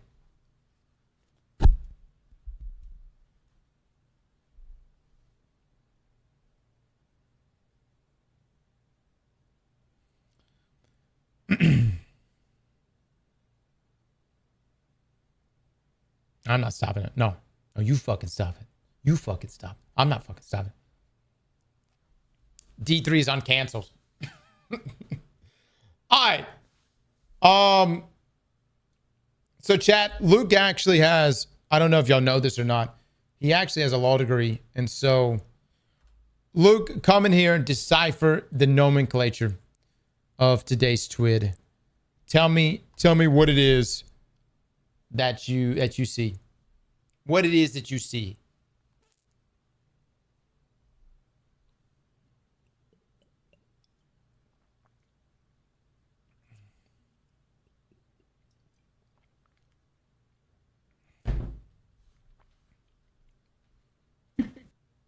Hello. Was this thing on? Luke, you've observed many contracts over the years. You've deciphered many TWIDs.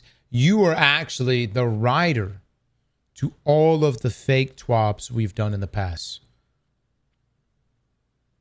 Based on what you've read today and seen, what is your gauge on a potential sequel? I think that, in my professional opinion... Oops, hold on. I'm going to hold on. Go ahead. In your professional opinion, go ahead. In my professional opinion, SRL is back. That's all I care about. D3, no D. No. God dog it. No. No, I do think the wording. I mean, come on. The name of the title of the damn article is like all ends are new beginnings. Right. Like how can you say every end is a new beginning without the beginning? Like this to me reads very much, we're teasing the idea that we're not done, but we're going to wrap this up and we're going to work on the next thing. I would be very upset with whoever wrote this TWAB if this is all just fake corpo speak to be like, oh yeah, no, it's okay, and then just we find out a month later, actually, we're not doing anything. So I don't think that's going to happen. But what are the chances? What I'm worried about, could New Beginning be new IP? I don't feel like they would teach us. Again, let me read this wording to you. It has become clear that after the final shape, we have reached the time for our shared worlds and Destiny to live beyond Destiny 2. Destiny 2, not, it says, reach our shared worlds and Destiny to live beyond Destiny 2. I feel like they would be saying that if they weren't taking Destiny and doing something with it. So you look at the next paragraph. It says, as our focus towards a new beginning for Bungie, we will begin work incubating our next games. So that's games plural. So what is that? I mean, what if that's a Destiny classic? What if they're saying that as in we're making Destiny classic and we're making a D3? Maybe. Maybe. What if they're making a D3 and a D4 at the same damn time? Bam, bam, bam, bam. Can't have this problem again in the future if you got another one ready.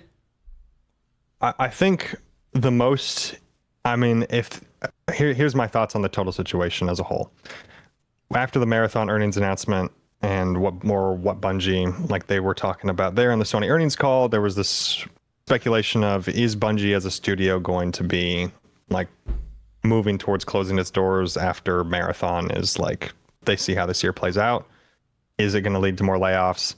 I think based off the wording of this, and this may have taken this long to come out because they're talking with Sony and having those conversations.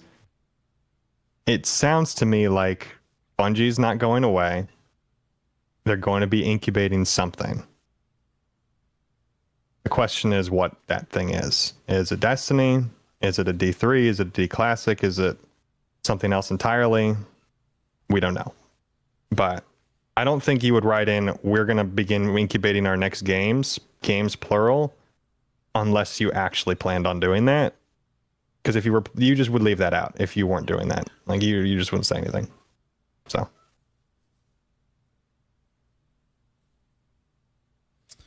And keep in mind, Chad, if you're like, they're just doing this for a cash grab,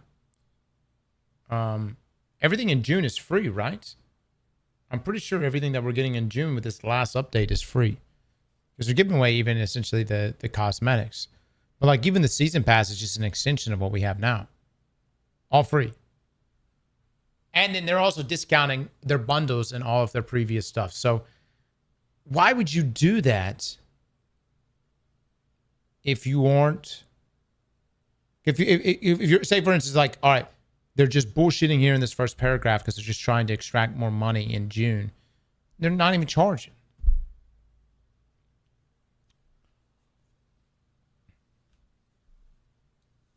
Joe Blackburn tweeted,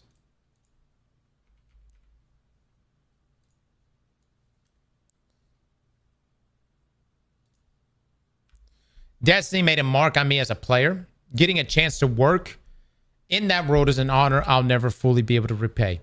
Both in and out of game, Destiny 2 forged the core memories that made me who I am today. Thanks to everyone who brought the tower to life every day. We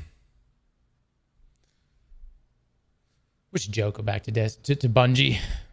I know there's probably all kinds of inner things happening, but I wish these guys would somehow end up back at Bungie again.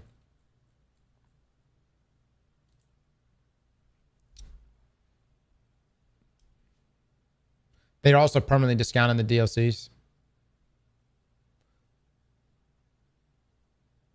Yeah, so Pantheon, Pantheon will now be a permanent mode. This is it, guys. So essentially what's happening here is what you're getting in Destiny 2. This director, all the portal changes, Pantheon 2.0, all of this stuff is the way Bungie left Destiny 1, right? It's like the Age of Triumph situation. They essentially, shower people with loot and titles and all these other things. And in this situation, you're actually going to have some callbacks to different lore pieces. And what they're essentially doing with this is, this is the final send-off. This is that love letter, that goodbye to the Destiny community.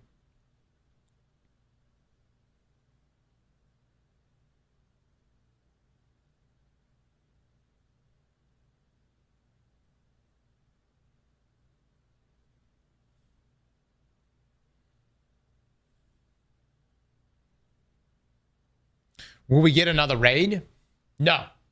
What you will get is old raid encounters, as they showed. Old raid encounters in Pantheon. But we're not getting a new raid. Damn, dude. Everything hits so much harder now.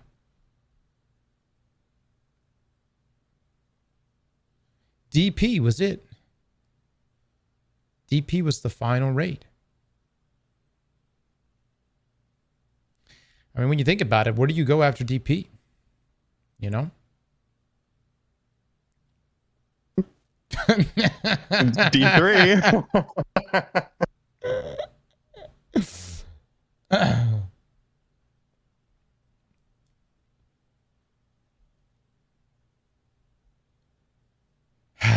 Man. Well, guys, I know this is going to like really, really, really, really hurt, especially my diehard dedicated players that are still actively playing Destiny 2.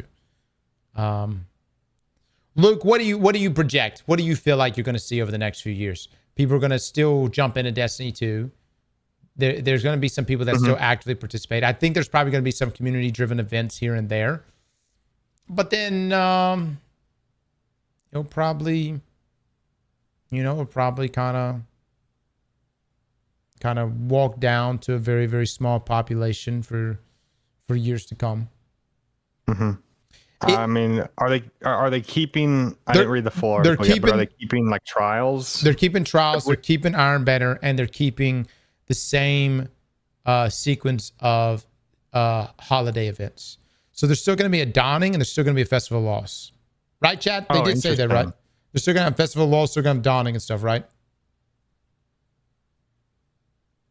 Why would they plan on maintaining? Oh. No, there's not going to be seasonal content, but festival.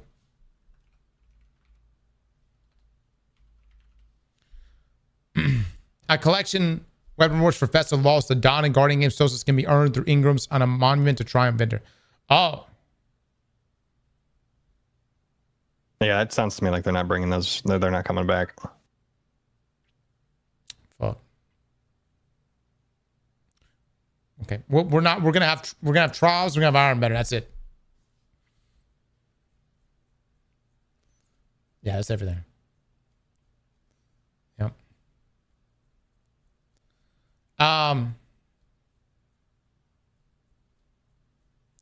Luke, walk me through the math. Luke, weren't you the one who did all the research for the Tiger engine? I don't believe so, no. I know some things about the Tiger engine, but mainly that it's just difficult to work with. Yeah, do you remember the whole video we did on the Tiger engine? Who did that video? Was that Noah? You know what I'm talking about? Yeah, no, I know what video. I got the thumbnail in my head. Yeah, I was curious. See if I can find it. Time frame wise, if another Destiny game is being made, Luke, give me your estimates. When do you think we're going to see it? See, sorry, a D3 or announcement for D3? I mean, another Destiny game being made. I don't know if it'd be a D3. I mean, as far as another, I don't know. Like, I don't think we see another game in at least 3 years, for sure. The announcement to that, I would imagine, would need to be in the next, like, within this year. If they do start working on it. You think they're gonna have to announce a D3 this year?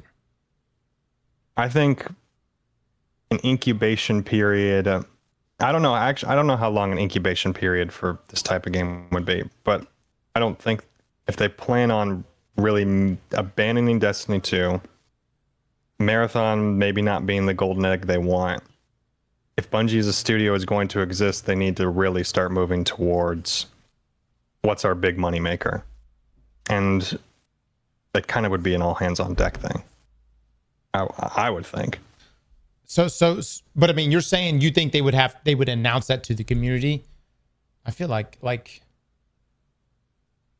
I mean, if Marathon was announced super long in advance, that is true. How long was that? Is true. But hold on, correction though. Remember, Marathon was supposed to go into beta by the end of the year when it first got announced. But then there was all that, all that shit that happened. And then it got delayed. So I don't know. I know, chat. Marathon's just a hard one to really judge it off of. When did we? I'll tell you the one you should really connect this to is when was Destiny 1 first announced? Destiny 1 to the public. Boom. When was it first announced? What year?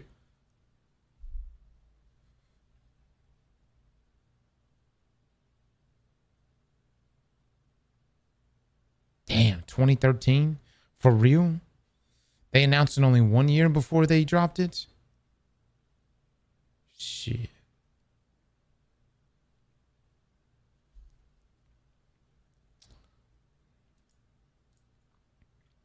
Realizing I'll never do another contest mode. Destiny 2 raid with the boys really hits hard. I know!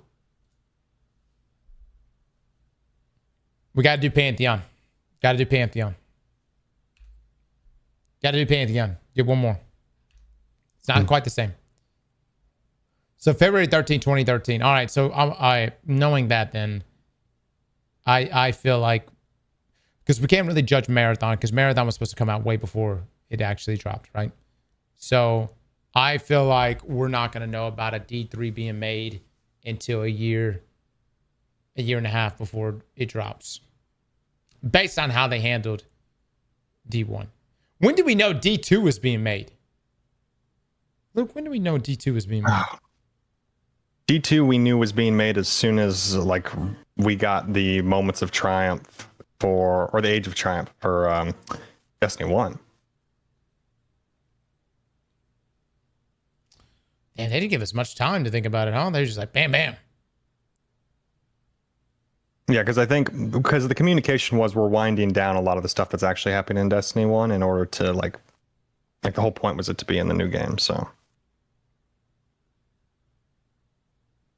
Didn't people know about Destiny 2 during Rise of Iron launch? I didn't know about it. Maybe there might have been some other people in the know then, as far as community members. I personally did not. I just started playing Destiny 2. What the fuck is this? Baga, don't worry about it, bud. You don't worry about it. You have a good time, my man. You get back in that game. You keep going, man. You don't worry about none of this. Don't listen to any of this. You have a great time. And enjoy it all. But go slow. Go slow. I want you to savor it. Play it like you'll never play it again.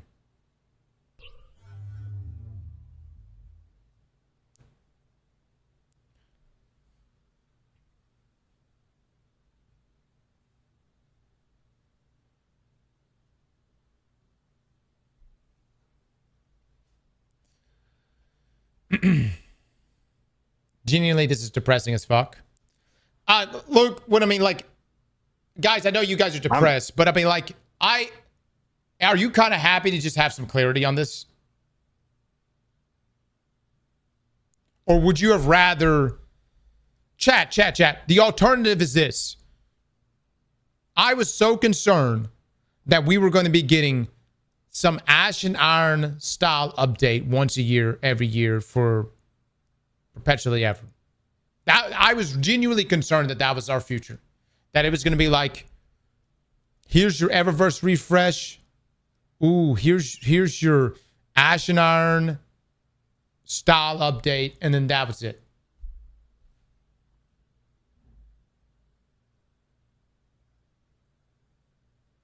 Yeah, I'd way rather them not try to like keep Destiny 2 on like some form of semi-active support until a D3 is made. I'd rather you just cut it off and be like, all right, we're gonna work on the next thing. Like, don't waste any time. And look, guys, I like Destiny 2. I love Destiny 2.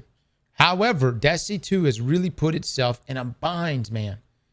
With its power fantasies, it's really a lot of this started a long time ago, but let's just call it out. Prismatic, tiered weaponry, the way the portal's involved. Like, there's just a lot that is really...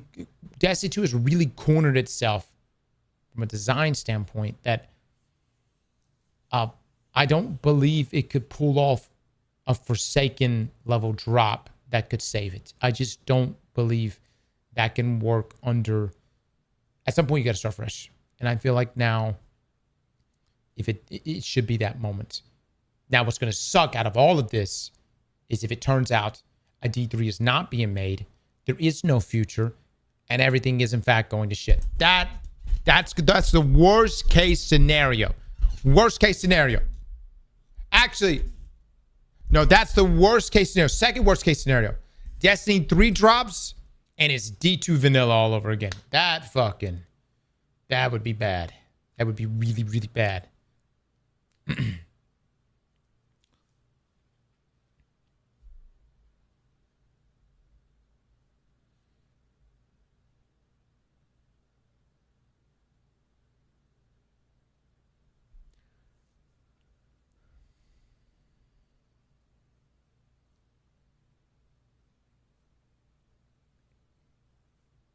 Halo 1 in the long run? You fuckers didn't win shit. Hold on. Won what? What do y'all have?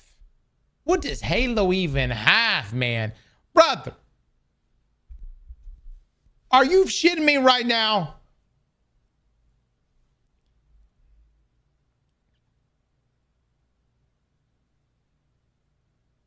Look, I love Halo.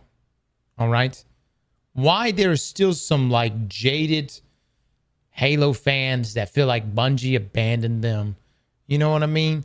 That still does. Look, you've had your shot. You've had well over a decade with 343 now, Halo Studios or whatever it's called. Look, I'm excited about the next Halo game. All right. But man, it ain't even in the same realm, brother. It ain't even in the same realm. Now it's Marathon's time.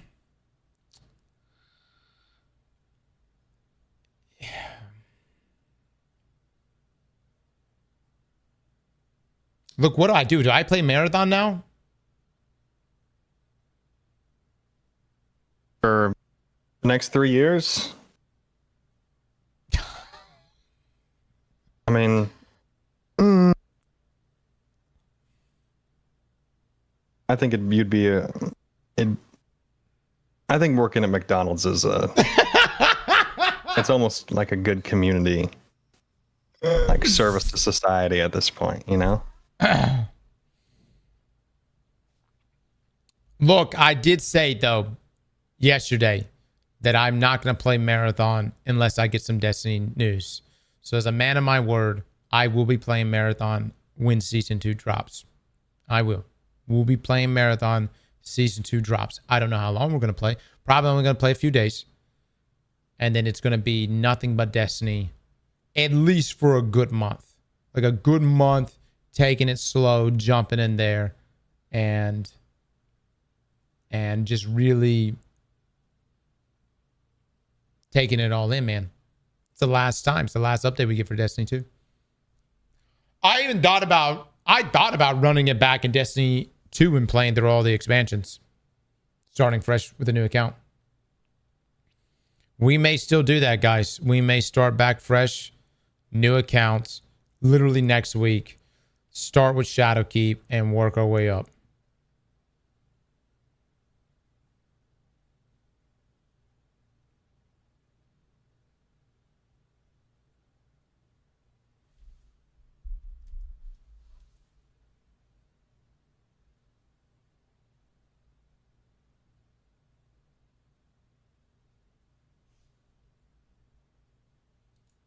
Cross can officially be a Warframe streamer.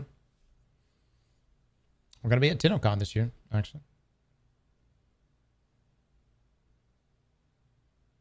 Oh, yeah, I haven't seen the Dragon Wilds updates.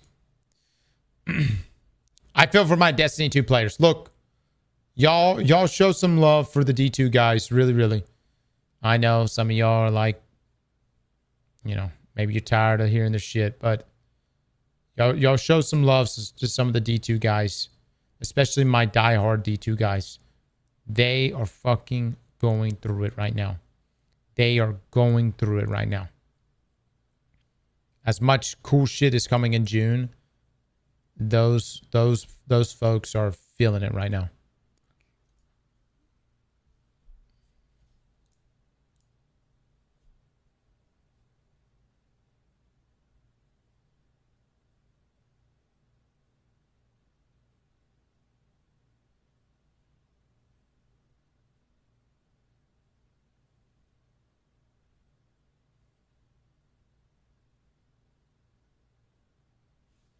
Check Medallion's tweet.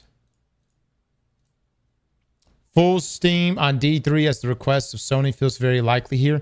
In my opinion, this shift was needed and a good thing. Looking like the final live update for the Destiny 2 in June will be as hefty as it sounds to include intended future stuff. Yeah. The two paths forward for Bungie, D3 are fully consumed by Sony. Sony wants their money and D3 is the only viable route to it. I'm not wrong. It's not copium, it's business. As far as why they didn't mention it too early or it doesn't exist, on top of Sony clearly holding the reins on communication, D3, if real, would be announced at a state of play. Yeah. I feel like just the wording from this, guys, I feel like it has to be made. It has to be made. So much cope. We shall take one more poll in this stream. Do you believe a D3 will be made?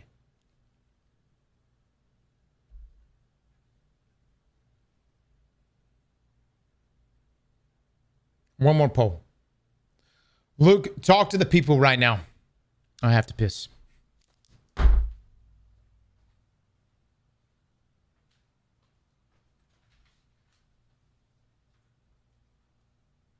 Chat,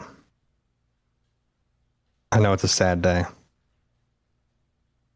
but I could not be more happy. Years and years and years and years begging for SRL. And it is finally, finally in Destiny 2. I can't wait. I'm actually so hyped. I'm back in tomorrow. Every podcast, every time, what did they need? We need SRL back in Destiny 2. I have won. I don't care that we're getting no new content. This is the final update that we as Destiny players deserved. But all the other stuff sounds super cool too. I mean, come on, we're getting Pantheon 2.0 as well. And it's gonna be some old raids too. Eater of Worlds. Get to go up against Galran again. Am I thinking of what's his name? Is it Galran? It's been a long time. Look, the guy with the two giants. I don't work at McDonald's yet, but I do work at Factor. Luke, talk to the people. What about? Oh, yes. Factor, guys. Well, we've got a wonderful sponsorship with Factor. They've been a partner for the channel for a long time because, well, we actually use it. Factor meals can be delivered right to your doorstep. Saves you a lot of time cooking food. Saves you going out and buying unhealthy food from fast food just through the drive-thru. Instead, you can have it right at home, ready in 2 minutes, no mess, no stress. Just good food. So if you want to try it out, you can use !Factor in the chat. We also have a panel down below.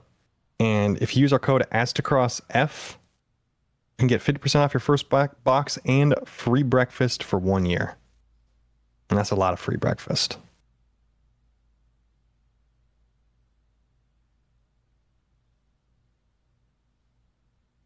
And the food is actually good. Like, I've tried Factor, Cross Eats Factor.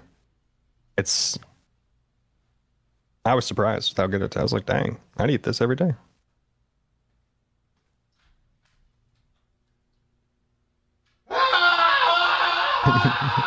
And no, I'm not trying to get you to eat your feelings, guys. This is a time we can have joy and sadness at the same time.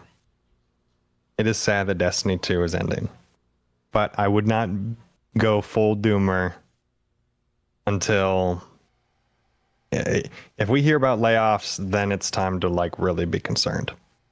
But at least the messaging, I'm not surprised that it took so long to come out with this TWAB, to have a vision, especially when you're talking about something as big as, oh, this expansion we were going to release this summer, nope, we're actually not releasing that. And instead, we're shutting down the game. So we have to make a bunch of different content, like bringing back SRL and Pantheon and all this other stuff. And then we need to really start winding the things down. So, because, I mean, at this point, they're owned by Sony. I don't think Sony would give them the green light to put messaging in about new games unless they were going to have new games. So I think where everyone should stand at this point is Bungie will have new games in the future as long as Sony stays happy. And what those new games will be, we just don't know yet. But it is likely that Sony will want to go back to basics of, okay, Destiny made a lot of money. Let's give the people what they want in a Destiny 3. They could try a new IP, and that could work, but I don't know. We'll see.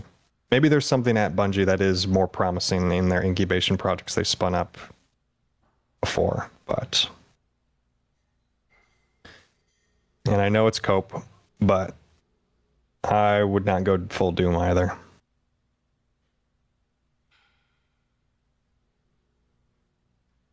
But if you are going to go full Doom, #Factor.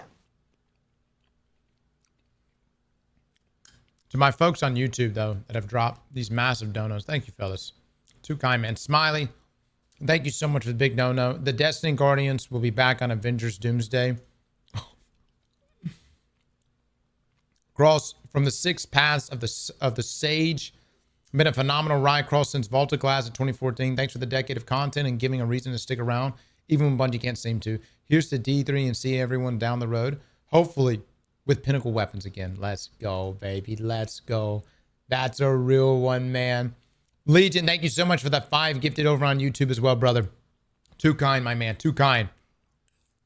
Luke, can you give me a date on what's happening in the Division 2?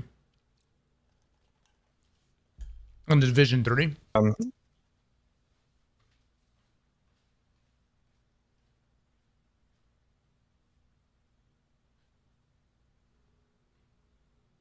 What are you looking for? Like an expected date?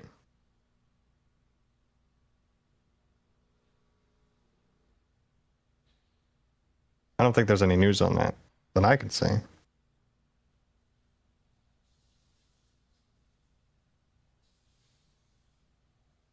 No date yet. Yeah. I see their website for it, for Massive Entertainment. It says that it was announced in 2023, but that I'm not seeing any other news about it.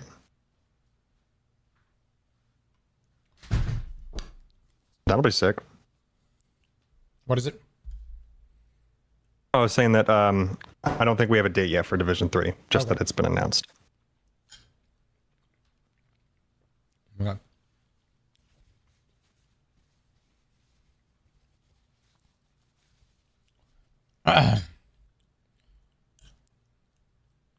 Well,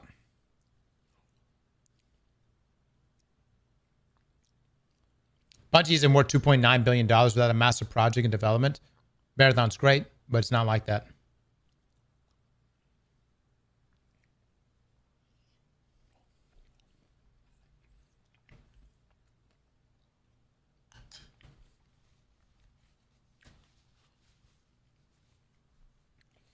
Oh, boy! with a 100 gifted sub!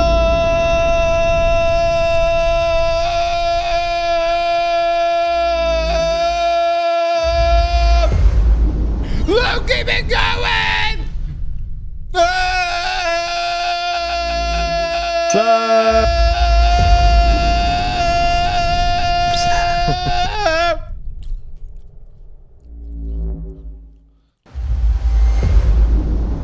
Blood, you come in here. You show me your eggplants. You fucking throw it down, all 100 of them. Jet! Please drop some love for this man. Look. Bungie, if you buff Telesto, I said it yesterday. If you buff Telesto, I'll know you're making a D3. If you buff Telesto, that right there, that's the code. Mm-hmm. That's what I'm looking for. Everyone here saying, no, we don't know. Maybe, no, they're not doing it. You buff Telesto, I'll know you're making a D3. Blink once. Chat, we established this yesterday.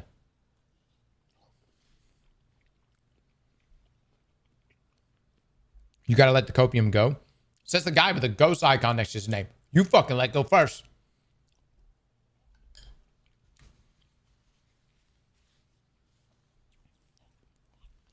This company is a disgrace. Loco, can you shut the hell up? This is why I couldn't keep you as a mod. You know where I'm coming from? This is why I can't keep you as a mod. Just because they didn't read your dissertation and do everything that you think they should have done your exact way. Loco, go apply to Bungie. I don't know why you come in here and talk shit all the time. Go apply to Bungie. That way they can tell you in person that your ideas are shit. They're ass.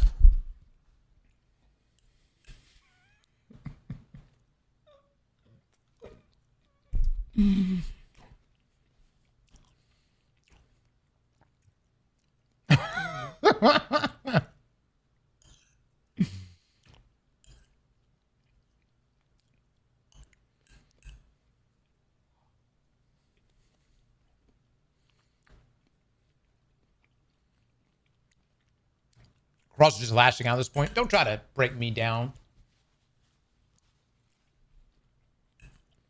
Don't try to analyze me.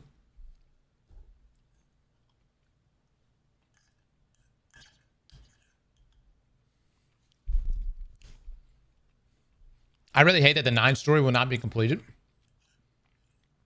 Do you know less? Do you? Do you?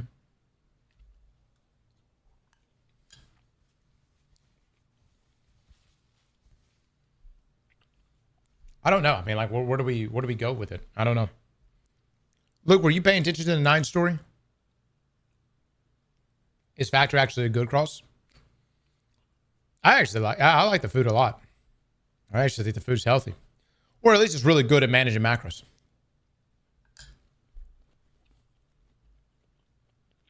They should not continue the 9 story in Destiny 3. That's where I sit on that. Okay, what should it be then? What should the starting story for a D3 be? They should, if we're going off just what we know so far and them not coming up with something completely different, I think that you should start to hint at the Gardener and the Winnower being something that we can pursue as our final big bad. And maybe you lead out with some Hive stuff with Zebu and wrap that up. But we need to start seeing something from the Winnower and the Gardener, like, off the rip. But we don't have to fight them in the first expansion, but it needs to be, like, presented as a concept that we can actually, like, look towards. How would you even present that, though? I'd say maybe something's happening. I mean, people have been asking to go out of the Soul system forever. I think we start going outside of just our system, whether it's galactic or even universal. And then that's where we encounter these entities in a much more real way. I don't know.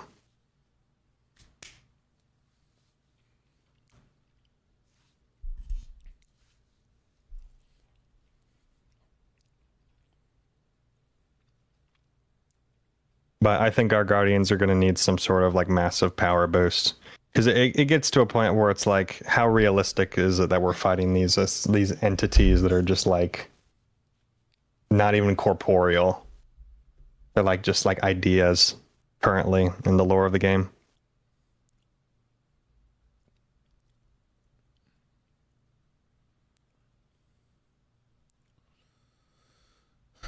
I don't know about your Guardian, Luke, but my Guardian's a badass. I'm just saying, I'm feeling pretty corporeal myself. Listen, I got the witness's health was there. He had like less than 5% left on my team. So I'm right there with you, but I'm just need a little bit extra, a little bit more, and then I'll be across the finish line. I don't know, man. There's so many different directions they can go. So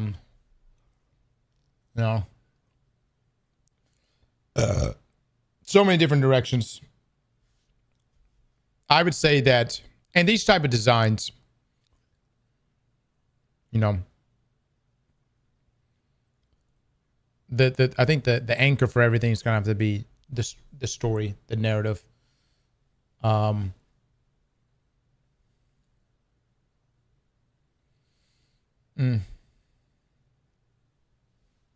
You know, you can, you know, we talked about it. You can go a World of Warcraft route where it's like, you could choose. I just don't think Bungie's going to do anything that crazy where you could choose to be a hive and work your way up the ladder and eventually become the Taken King. Like, I just don't think Destiny's ever going to do it. I would love it to do something crazy like that. But I think it's probably still going to just be Guardians.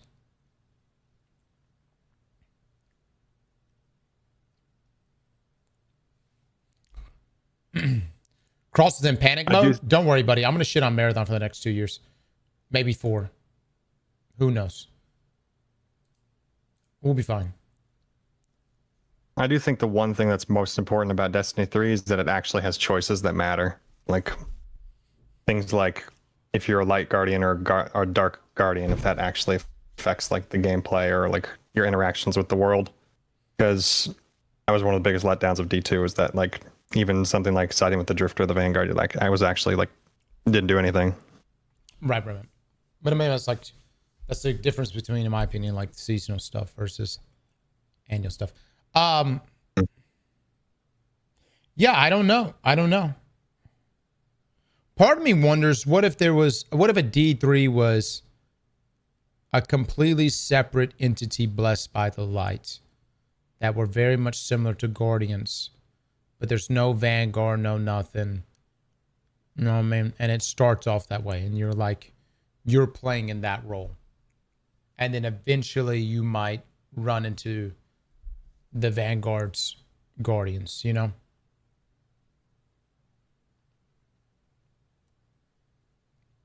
Could do the origin of light. Let's go back in time. I just don't know how going back in time is going to be super appealing, because it's like, I don't know the difference in power versus like Guardians of today is.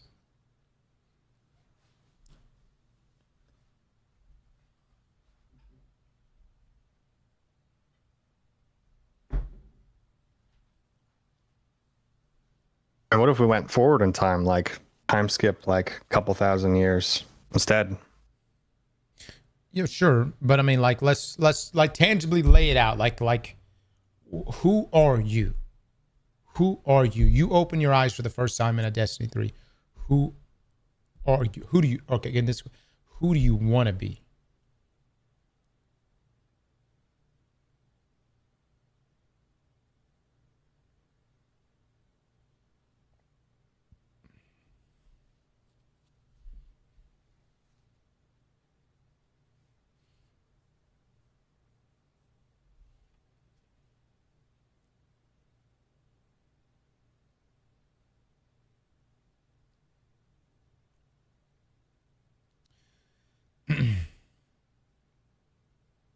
Mara Sao's most trusted advisor. Nice. Nice. At some point, chat, do we ever want to break the... Also, Wolf, thank you so much for the 10 gifted, man. Do we ever want to break the mold of you have to die in order to become a Guardian?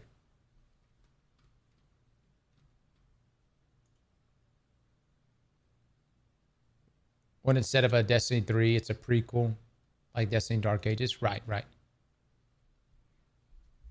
Is it always, do we always need to like maintain the same? So like, I would imagine if people were drawing up the story for this, they're going to go, okay, what is the laws of Destiny?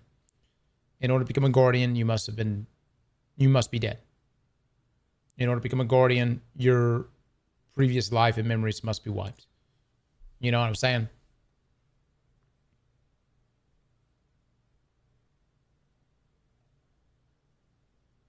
I mean, I hate our ghost, but what if there was a concept where like our guardian dies, but the ghost is still around, and like we had to essentially die in front of the old guardian's ghost to then get that ghost, and then we like kind of embody the new guardian.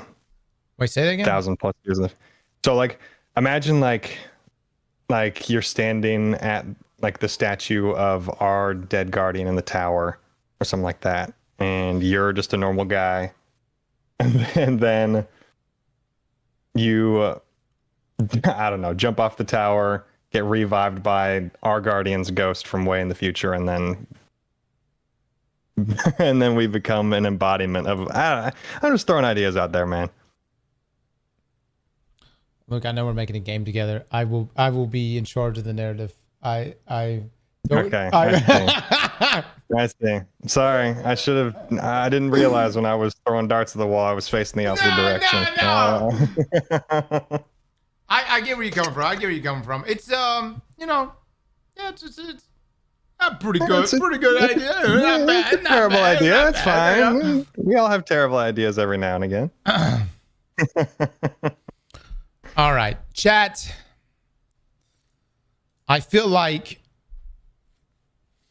you could pick up if a D3 is made and it immediately picks up where the 9 saga left off. How would you guys feel?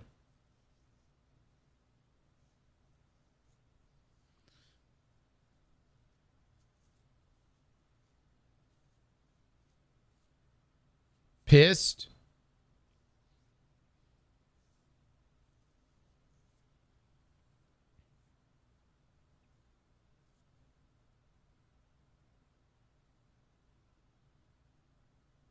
Groot, thank you for the dono, my man.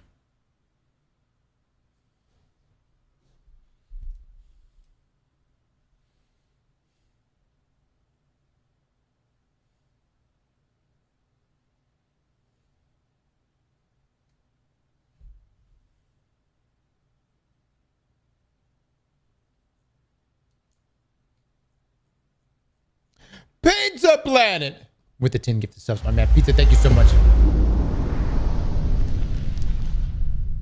I would like a Guardian get killed in Destiny 3. And then what, Les? What?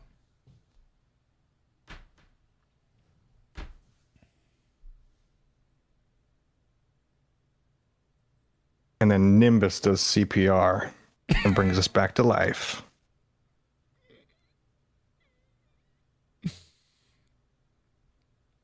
Hell yeah. Cinema. Gas, fire, flames. I know. Some ideas are too good. There's with the 10 gifted subs. I'm losing my voice, man. There's, thank you so much for the big 10, man. I don't know, guys. You either go the World of Warcraft route, where you can grow up. You could be like, I want to be some shitty little cabal. I want to be a Centurion. But it's like, but then you go to like cabal school. You know what I mean? You go to cabal war training, right? You know, you go take out a couple villages. slave a couple alien species. Bam, now we moving up the ladder. You know where I'm coming from? Now we getting up in there. And then one day you wake up, I'm now Gaul. You know what I mean? Or the equivalent.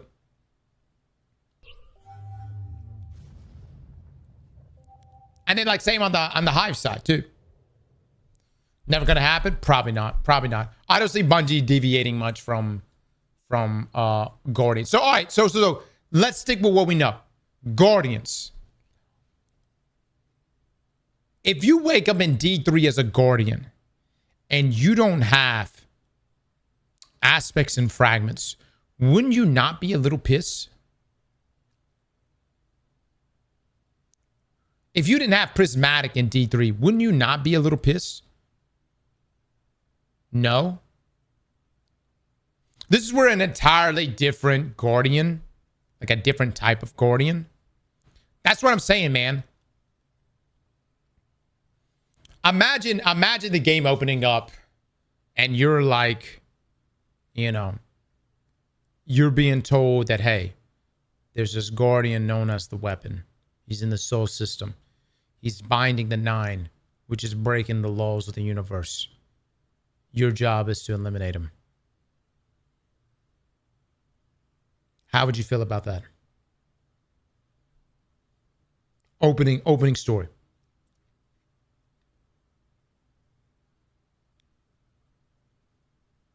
Tom? So Halo 5? Stop. Stop. Chill. All right. Halo 5 with more steps? All right. Okay. You don't fucking like that. All right. Boom. It's Destiny 3. You wake up. You're the Weapon.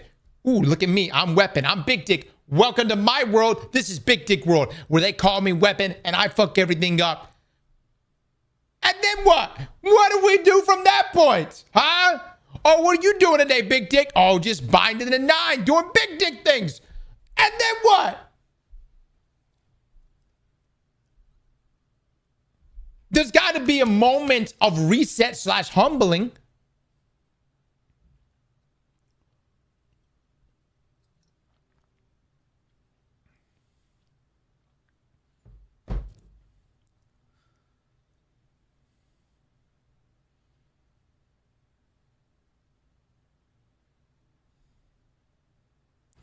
See, the problem with Destiny 2 ending the way it's ending. Luke, how would you feel if Destiny 2 had one more cutscene? The Vanguard gets wiped out. How would you feel? Oh. I guess it's a weird situation because then it's like the Vanguard then has to like... There'll just be new entities that take the place of the Vanguard. What an ending! Yeah, I feel like you'd have to like destroy everything for me to feel like. Yeah. I feel like I'm gonna rephrase. The Vanguard gets wiped out, and the entire last city gets nuked. Mm-hmm. Everything just gets decimated and destroyed. Yeah. Yep. And the Traveler does it. Oh my God, that would be some shit. Traveler just turns around and just beam fucks the last city. Boom. End of D2.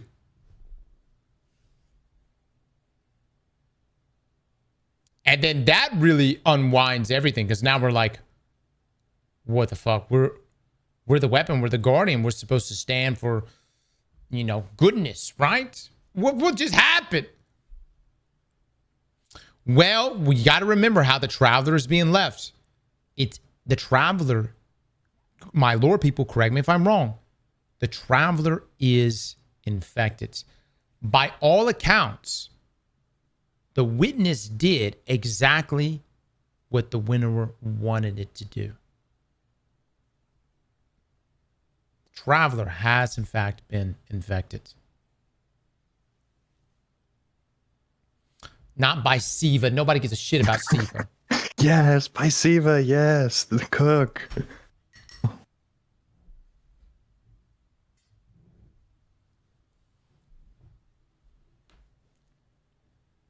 I do think that what if we are leaving the Soul System and like because we're like we need the Traveler to stay and defend our home, but we have to like go fight an enemy elsewhere. What if because of that we lose all of our powers from the Traveler, and because we're so far away, we have no connection to the light, and so we have to learn a bunch of new powers? I mean, maybe it just seems kind of a weird situation. It's like, oh, what do we don't have? We have like data caps on this shit. You know what I mean? Like, well, we don't have roaming. You know, I guess if we went somewhere in another dimension, maybe, but that doesn't. I don't know. Maybe.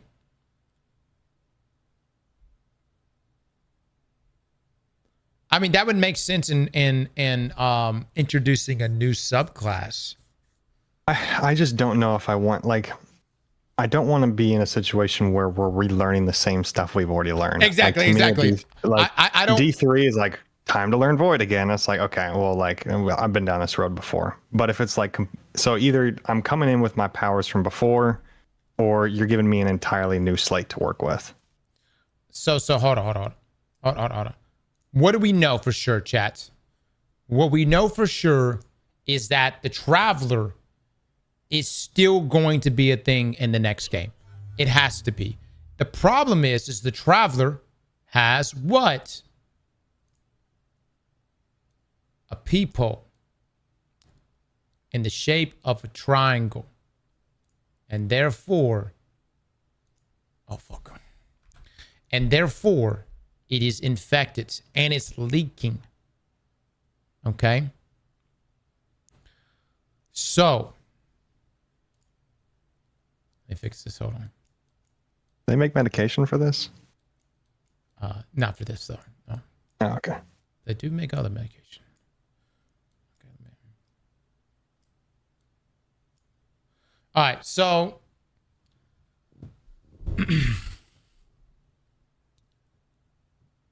right now, the Traveler is my understanding kind of we don't really know what's going to happen because it's now been essentially infected. So wouldn't it make sense that the Traveler just turns around and just blasts the fuck out of the city beneath them? You know where I'm coming from? Yeah, the last city down there just hanging out. And they're like, yeah, we love the Traveler. The Traveler's good. And the Traveler just goes crazy, kills everybody. And then dips. And then completely dips. And it treats us like the Elixir. They're just like, the Traveler's like, because that's the other thing, dude. Like, the Traveler left many species. And remember, it even tried to leave us.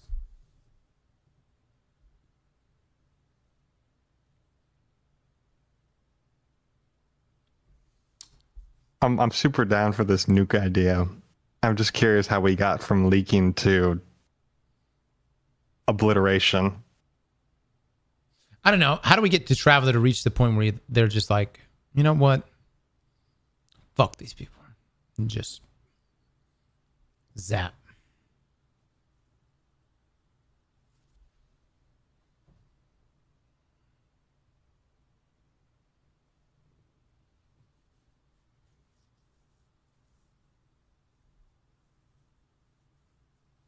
Too many P Guardians jumping off the tower. Got sick and tired of reviving them. Here's where the game can really change, guys. Can I tell you what can really change? We're out in the universe. We're doing universe things. We're trying to bind the 9. I don't know if we throw the 9 in there. But this is where things really change. We discover another Traveler. A prettier Traveler. Ooh. A Traveler without a leaky triangle. And pristine condition.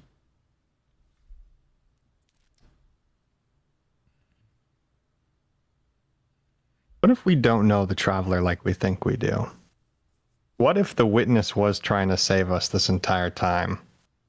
And maybe the Traveler isn't infected, but we're infected by the Traveler.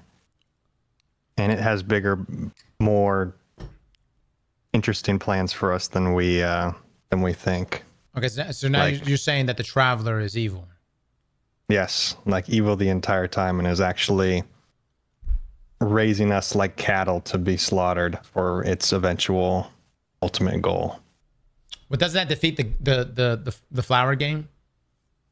In the whole goal of the flower game, the Traveler is essentially at the Gardener as a player piece that doesn't have any consciousness. It just does, right? Luke, you're my lore guy.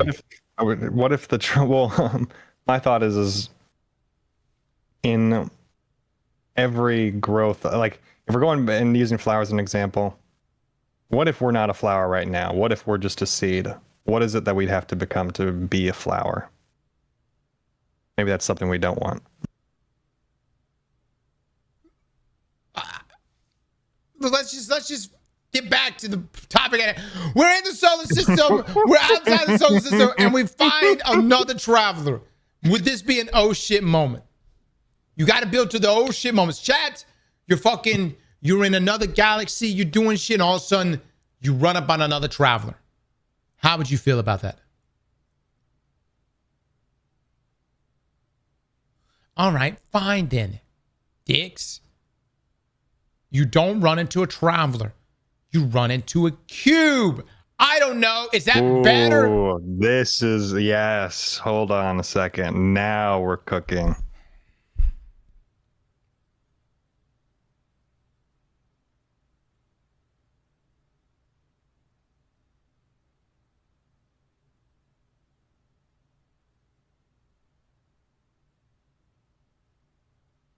I don't understand. Like, what do we do? Okay, it sounds cool for like a second. And then now what? Now what do we do? What does this cube do differently than our Traveler? Receive a subclass. Oh my god.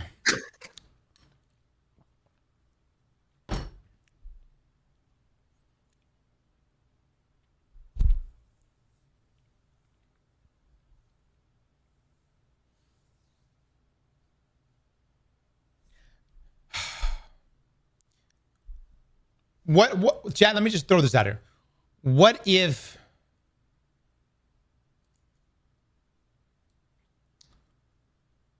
we stumble upon a Halo?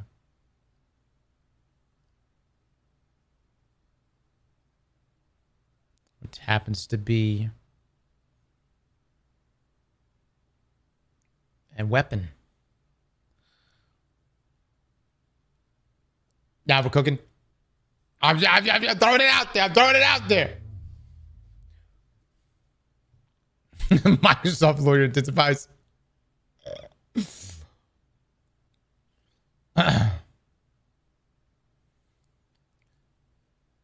Dude, I here's the thing, chats.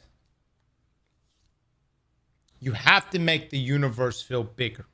The problem with Destiny 2 from a narrative standpoint is everything feels solved. Even with the inclusion of the 9. Yes, that's expanding things, but it's still within our neighborhood. You know what I mean? Destiny, this is not for me to figure out. This is for the narrative team to figure out. Destiny feels solved in a lot of ways. And I don't mean just from the Sandbox perspective. I mean the how you structure the hierarchy of powers. Because you slayed the perceivable big bad, which was the Witness. We know there's a winner out there, but we don't know exactly how the winner exists. We think the Gardener exists as the Traveler, but we don't really know how the winner exists. However, the winner in its existence honestly just sounds, I'm gonna be honest, sounds like sword logic. I mean, Luke, when you've read some of the lore cards in regards to the winner and what he said to us in Salvation's Edge, does he not just sound like the embodiment of sword logic? Yeah, I mean, the sword logic is at least from my understanding, it's been a while, but from my understanding, the sword logic is a twisted version of the darkness's like ideology. It's the Hive's own like spin on it. And whereas the Witness kind of embodies more of like a like a pure essence of like understanding of what the darkness is than what the Hive do. Okay. Chat for me. At least the way I see it is the witness is the knife of the winnower. What was one of the knives? It's one of the knives, and we have technically become a knife of the winnower. I see. Not consciously, not intentionally, but we are now one of the knives of the winnower. The first knife was the the witness.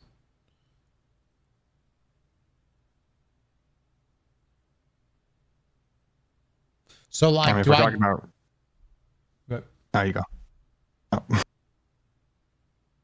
Are we talking about like I don't know, resetting power structure? Something comes from out of the system and spears through the traveler like a kebab and cooks it up, and it's like, oh crap, there's something way bigger out there. You know, I mean, how much longer can we keep playing the story of the traveler gets abducted or potentially abducted? You know what I'm saying? I'm saying it dies, like it's gone, it's over, like no traveler. First scene of D3 is traveler blowing up. Bye bye. All ghosts dead.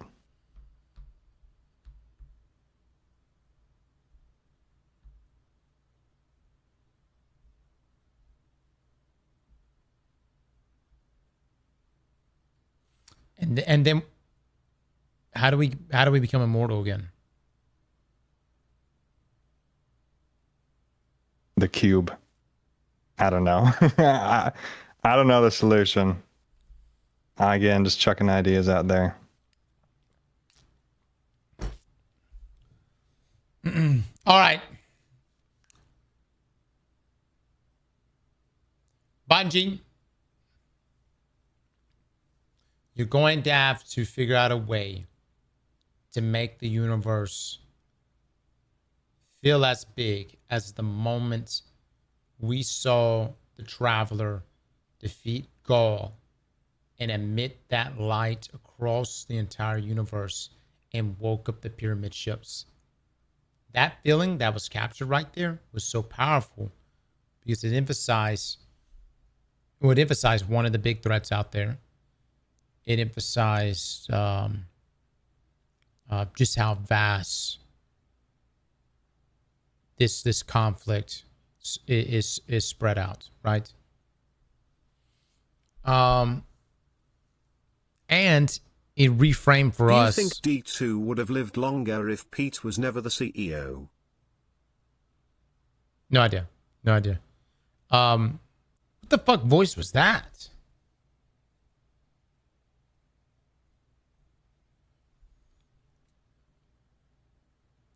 There needs to be a restructuring of what the big bads are out there.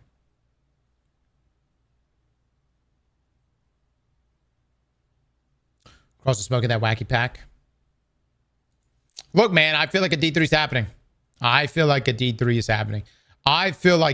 D3 wasn't happening, we would be getting more and more D2 shit. Bungie would be like, here's another Edge of Fate. Here's another Renegades. I feel like a D3 has to be happening.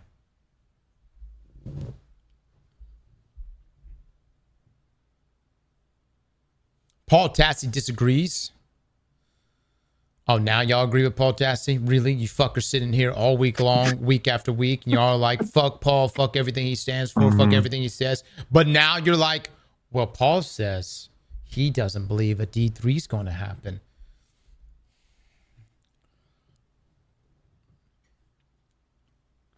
Isn't that the guy who killed Marathon?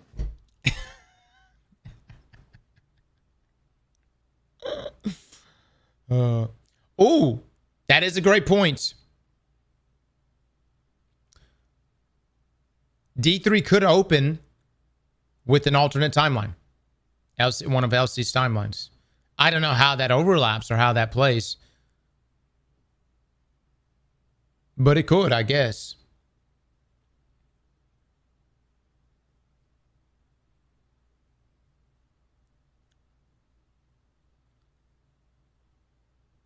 Oh, what? Y'all didn't like Trunks or something, huh?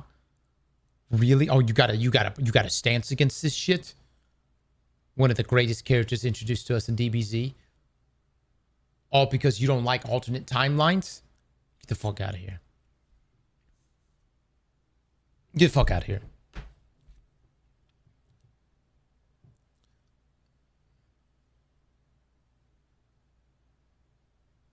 A new golden age?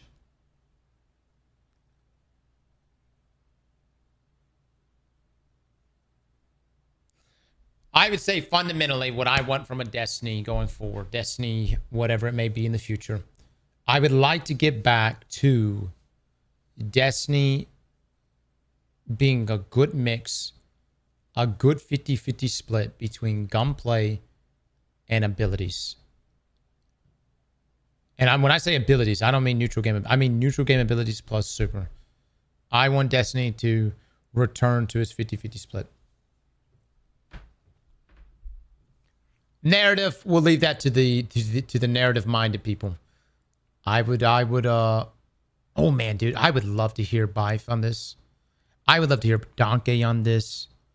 I would love somebody hit up Mylan, see what Mylan says about this. I would love to hear these folks like where they think the story can go. Because guys, the more I think about it, I'm convinced right now we've got to be getting some sort of Destiny sequel. Until I see the words, Destiny 3 will never happen, I'm still going to believe that we are in fact going to get a sequel. I don't know if we're going to get a prequel. I don't know how that works.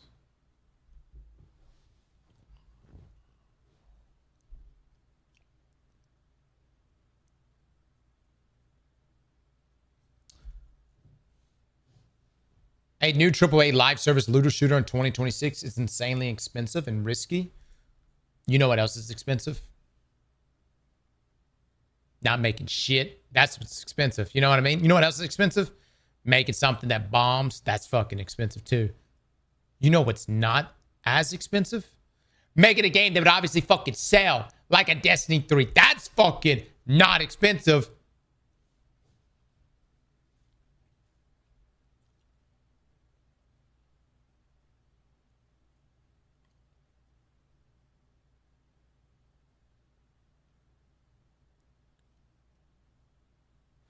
It will be a sequel, but it will not be Destiny 3.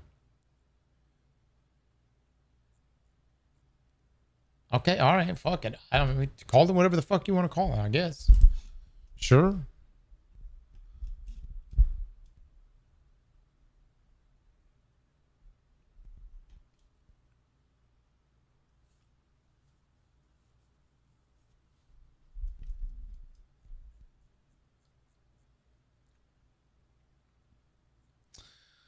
So,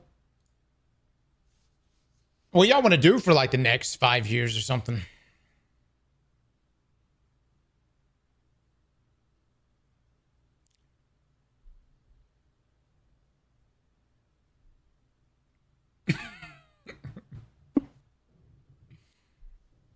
Y'all want to fuck around with some politics? Yeah, midterms are getting awfully close. Let's get it, baby. Let's get Start. it. Yes. Moneypreneur. No, don't do that. I know what's happening, man. Now we'll dick around with some. I think we'll probably jump back in Warframe. Soulframe has been doing this thing. We'll probably check out some Soulframe. I guess we'll play Marathon.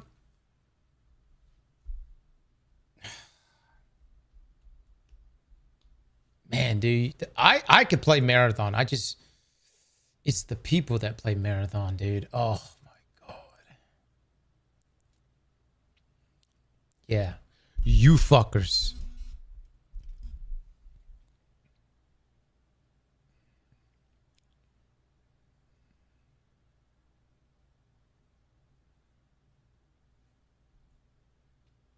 Could go back to RuneScape. I can't, man. I can't. I know you guys have brought up me going back to RuneScape, but I really, you know, you wouldn't tell a heroin addict to go back to heroin. You know what I'm coming from? I can't. I have a life now. I have family that I love, and I can't do that. I go down that alley. It's over.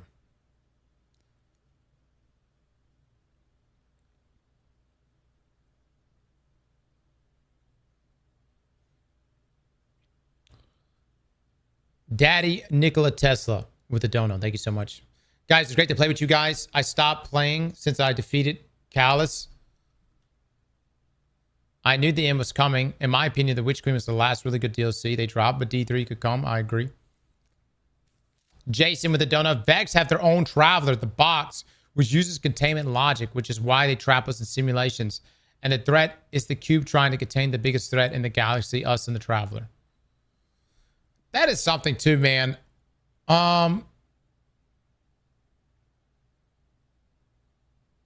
We really don't know shit about the Vex.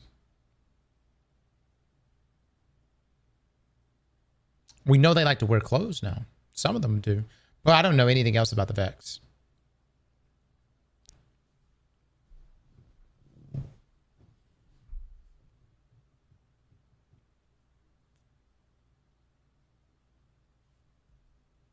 I'm waiting for a final damage testing video. Oh my God. All right. June, I will make one more damage testing video. Man, that's going to be crazy. Luke, we're going to do one more damage test. That's crazy. One more trials card. Or the last damage test video. The last trials card. The last GM. Mm-hmm. The last raid.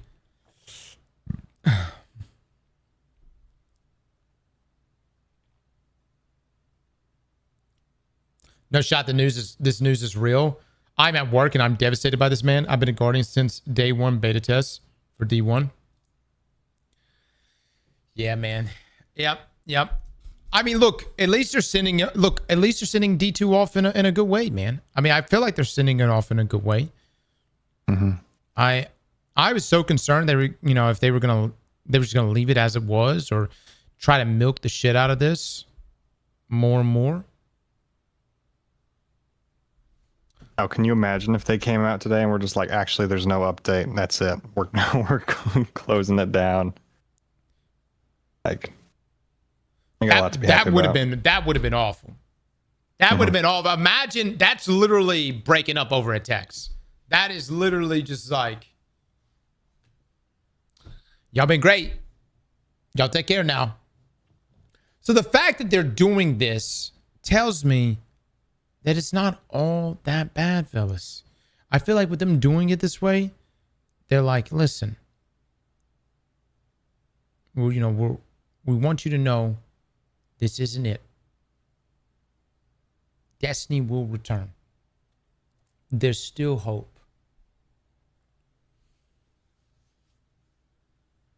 I tell you what, hold on. If I'm fucking Bright and a D3 is being made, I want my ass licked and I want it licked good. You hear me, chat? I will be waiting here. Pants down, asshole out, and you better get it. You better fucking get it. The day D3 announces, you better be ready.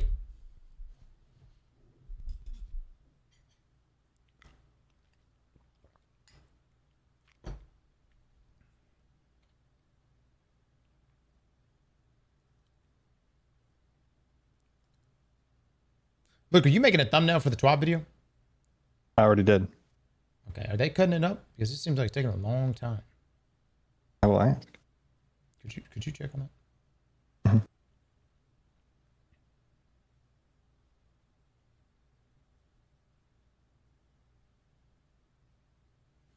I guarantee you Marathon will die, and so will the studio.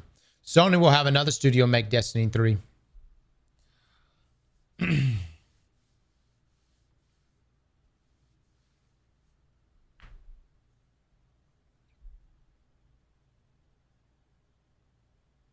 Yeah, Hideo Kojima is going to do it.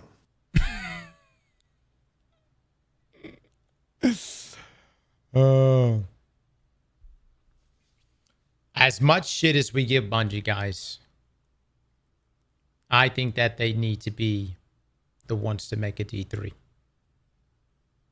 Now, they're going to need all the people. They're going to have to assemble the Avengers. Okay. I think they need to bring back some of the people that have left over the years. I think when I say some of the Avengers, you're going to have to bring back Michael Salvatore. I think Chris Proctor. Luke, if we heard news that Chris Proctor was making a return.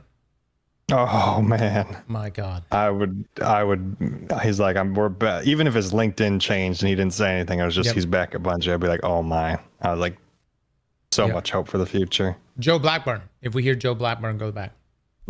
Oh my God. I'm just saying, chat, you're going to have to assemble the right people. What I will say Sony can do is having studios assist, kind of like what Activision did for Forsaken, would be so helpful here. Would be so helpful. Without a doubt. Luke Smith. I think I would like Luke Smith back. Yeah. But we need to be very clear with Luke Smith. Luke, we hate the DCV. Never do that shit again.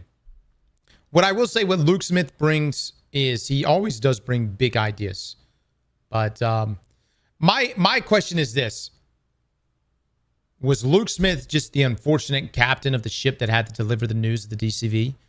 Was that really the only alternative at that time? And even if that was the only alternative, going forward, that can never be an alternative. It can never be an alternative.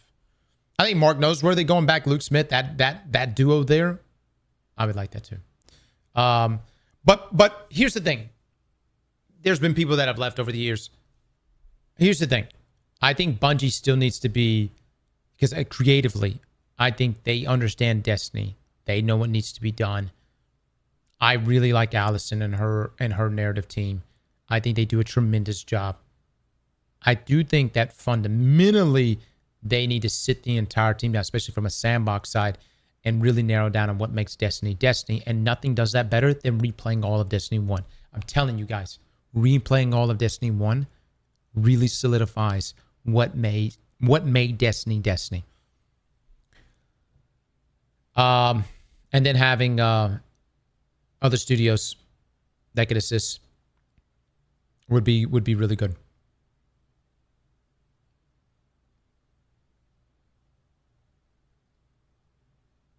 Destiny 3 will be a Sony exclusive. Did y'all not read the article we read yesterday? Sony is definitely going back to exclusives. They're not going to make live service games because those games are dependent on communities. They're not going to make those exclusives. Destiny did not. Here's what I can see. If a Destiny 3 was to come out, I almost guarantee it's probably going to have an exclusive map or an exclusive strike or two or an exclusive exotic or two. I definitely can see that happening. But the game itself will not be exclusive. It's still a live service game. It feels very community driven. They need more people. They want more money that way anyways. Do you think anything will happen with the Tiger engine? Maybe they will end up putting D3 on the same new updated engine as Marathon?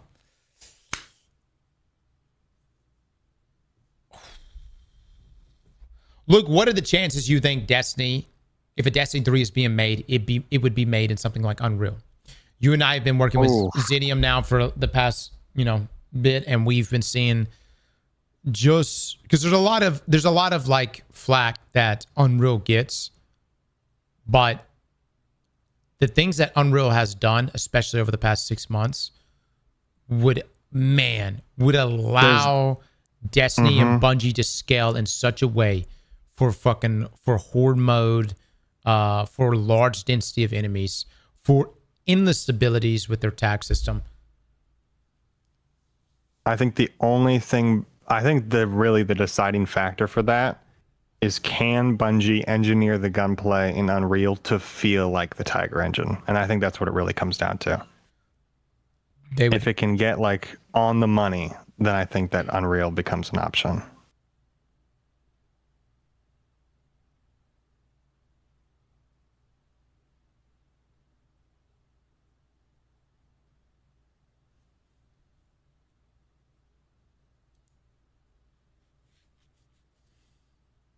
don't know, maybe they do a hybrid approach. Maybe there's a way that you can, if they have time to engineer it, where you can pull the part of the Tiger engine that handles gunplay into and like work with Unreal, but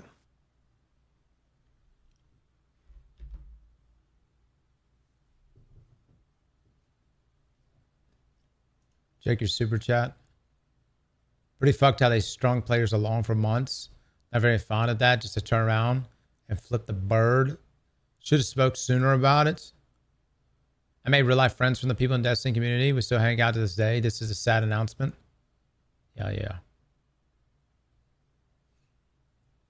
What if Sony splits Bungie into 2 smaller studios, hires new faces for the new branch to focus solely on Destiny franchise, fresh start in talent and support to make D3 possible? I just feel like that's just not that. They've already like, it's easier whenever it's a brand new IP. So like, for instance, Gummy Bears, which was being incubated by Bungie, they pulled it and moved it under Sony. And that's an easier situation. But to just completely wipe the current people that are playing Destiny. Because like, I know a lot of people may not have faith in the people that made Destiny for Edge of Fate and Renegades. But there's a lot of people from that team that made Final Shape. There's a lot of people from that team that made Witch Queen. There's a lot of people from that made many of the expansions from D1. And there's a lot of people on the Marathon side that also made Forsaken and Rise of Iron. So it depends on where Bungie wants to allocate things.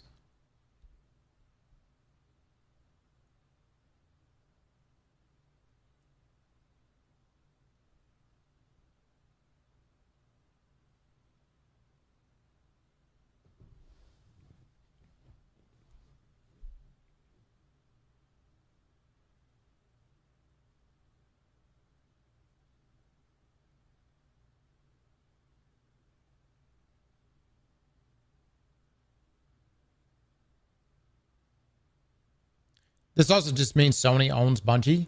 No chance Bungie ever gets its independence back. I'll be honest, dude.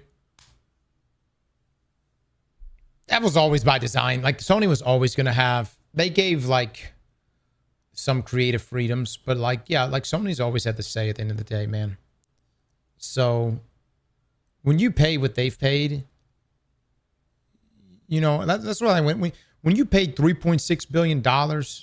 You fucking get to call the shots, man. You don't pay that kind of money to be like, okay, you can go do what the fuck you want to do now. You know what I mean?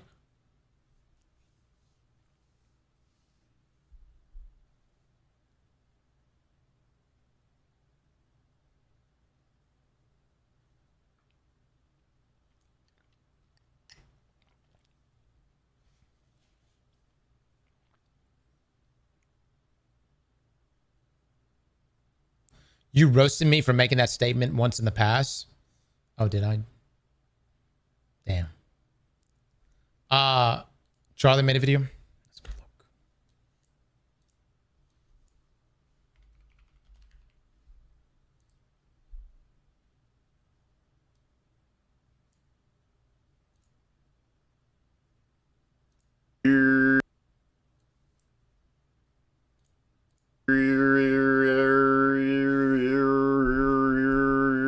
I slid the brown note in there, so if you've caked your trousers, you're welcome. Welcome to the funeral for Destiny 2. It has just been announced by Bungie that active development is coming to a close, which means we've reached the end of the journey with Destiny 2, which I know might not come as a huge shock to a large number of people. The writing was kind of on the wall over the last many months, unfortunately, but for me personally, it's still sad to see. I have always said that Destiny has had the most potential out of any FPS we've ever seen. I have collectively spent a couple thousand hours in Destiny 2 across console and PC, and some of my most memorable gaming moments in general come from doing raids with my friends in this game. it is some of the best content you can find. And we always made a tradition out of trying to day one complete the new raid in Destiny 2 when we were blessed with them. So I really did love this game, and I always kept my fingers crossed, praying, salivating that they would start to reach the potential that so many of us knew that it had in the tank. There was so much juice in here, but they left a lot of piss in the balls. Unfortunately, throughout the Destiny 2 journey, there were a ton of stumbles from Bungie with the direction of things and really lack of direction of things. And I abandoned Destiny 2 after Lightfall. My entire friend group did. Lightfall was just a dud. That was a flop. I mean, it was hard to go back to Destiny 2 after Lightfall. So I never even got to experience the final shape, which was really the climax to all of it. Even though I heard it was very good, which is nice, they kept going after the final shape, and as they continued to kind of scrape the bottom of the barrel, they kept hemorrhaging players. And if you look at the Steam charts, you can see that decline steadily happening over many months, and now it was in a state where it really was just on life support, and it was pretty clear Bungie wasn't putting like a ton of resources into trying to like revamp Destiny 2 to get players to go back to it or get new players in. So it really isn't surprising that this is happening now. So let's go through the announcement, but also I want to mention something else since I brought up Steam charts. Bungie's other game, Marathon, is actually doing worse than Destiny 2 by player numbers, by raw player numbers on the Steam charts. So it makes me wonder, how is Bungie going to stay afloat in the meantime? Because it doesn't look like Marathon has a strong enough player base to support them. We don't know. We don't know that. We actually don't know. And I know Marathon players, you guys hate it when we bring this up. And like, I don't want to get like too caught up in the database or in the Steam numbers either. You know what I mean? You know, and I even said that I think I said I was going to give you guys 30 days if we got Destiny news of nothing negative will be said about Marathon. Look, did I say that? Did I actually say that? Did I say 30 days or what did I say? Or did I just say like for a day or something? Like, what did I say? Luke? The fuck did Luke go? Sorry, I'm here. What's up? Did I say we will not talk shit about... No, I said we would not talk shit about Marathon if Destiny 3 gets announced. But technically, there was no announcement for a Destiny 3, right? Nope. Is D3 in the room with us? Okay, all right. Like, they're right now teetering on fucking high guard numbers. Is that enough to allow Bungie to press forward? Like, maybe, and perhaps I'm overthinking it, maybe it really will just be Sony with more infusions of cash. Maybe they're able to just still run off of everything they built with Destiny. I don't know. But to no longer have Destiny in, like, an active development state, it will continue to hemorrhage. And then they only have Marathon, which is starting to tread water, like, dangerously fast. Yeah. So what keeps them going in the meantime while they work on their next project? I guess that remains to be seen. For almost 12 years, we have had the joy and honor to explore the Destiny universe with you all. Through all the ups and downs, surprises and triumphs, building Destiny alongside our players has been a monumental privilege. While our love for Destiny 2 has not changed, it has become clear that after the final shape, we have reached the time for our shared worlds and Destiny to live beyond Destiny 2. As our focus turns toward a new beginning for Bungie, we will begin work incubating our next games. To that end, on June 9th, 2026, we will release the final live service content update for Destiny 2 to begin that new journey as a studio. Though active development may be concluding, we will ensure that Destiny 2 remains playable, just as the original Destiny is today. Many changes in this final update will aim to ensure that Destiny 2 is a welcoming place for players to return to. We're proud of Destiny 2, the places it took us, and the legacy it has created. Because of you all, our universe is vast, built on years of shared stories, adventures, and victories. From the Cosmodrome to the Pale Heart to the Lawless Frontier, we have forged lifelong memories and friendships with you all. We are incredibly grateful to everyone who made that journey with us. From the deepest part of our hearts, thank you, and we'll see you in the stars. A pretty nice send-off message, to be honest, and they're dropping a final content update to it in order to try and leave it on a high note, which I think is commendable. I also appreciate that they are going to keep it in a state where it is playable, that's extremely nice, especially when so many other games just close their doors when they're done with active development. So it's good to see them put resources into ensuring that players can always still go back to Destiny and experience it. But speaking of that, one thing you can't do in Destiny, and one thing they made a habit out of doing that I was very vocally against, is the rabid sunsetting of content. For example, you actually cannot play the original Destiny 2 campaign anymore, Red War. That's been gone for a long time. So when Destiny 2 launched, the campaign that you played, that I played when it first came out, has been inaccessible for many moons now. And there's plenty of other examples of content that has been... And Forsaken, man. That's a dead horse. If you don't quit bringing this up, if you don't quit talking about this, if there ever is another Destiny game made,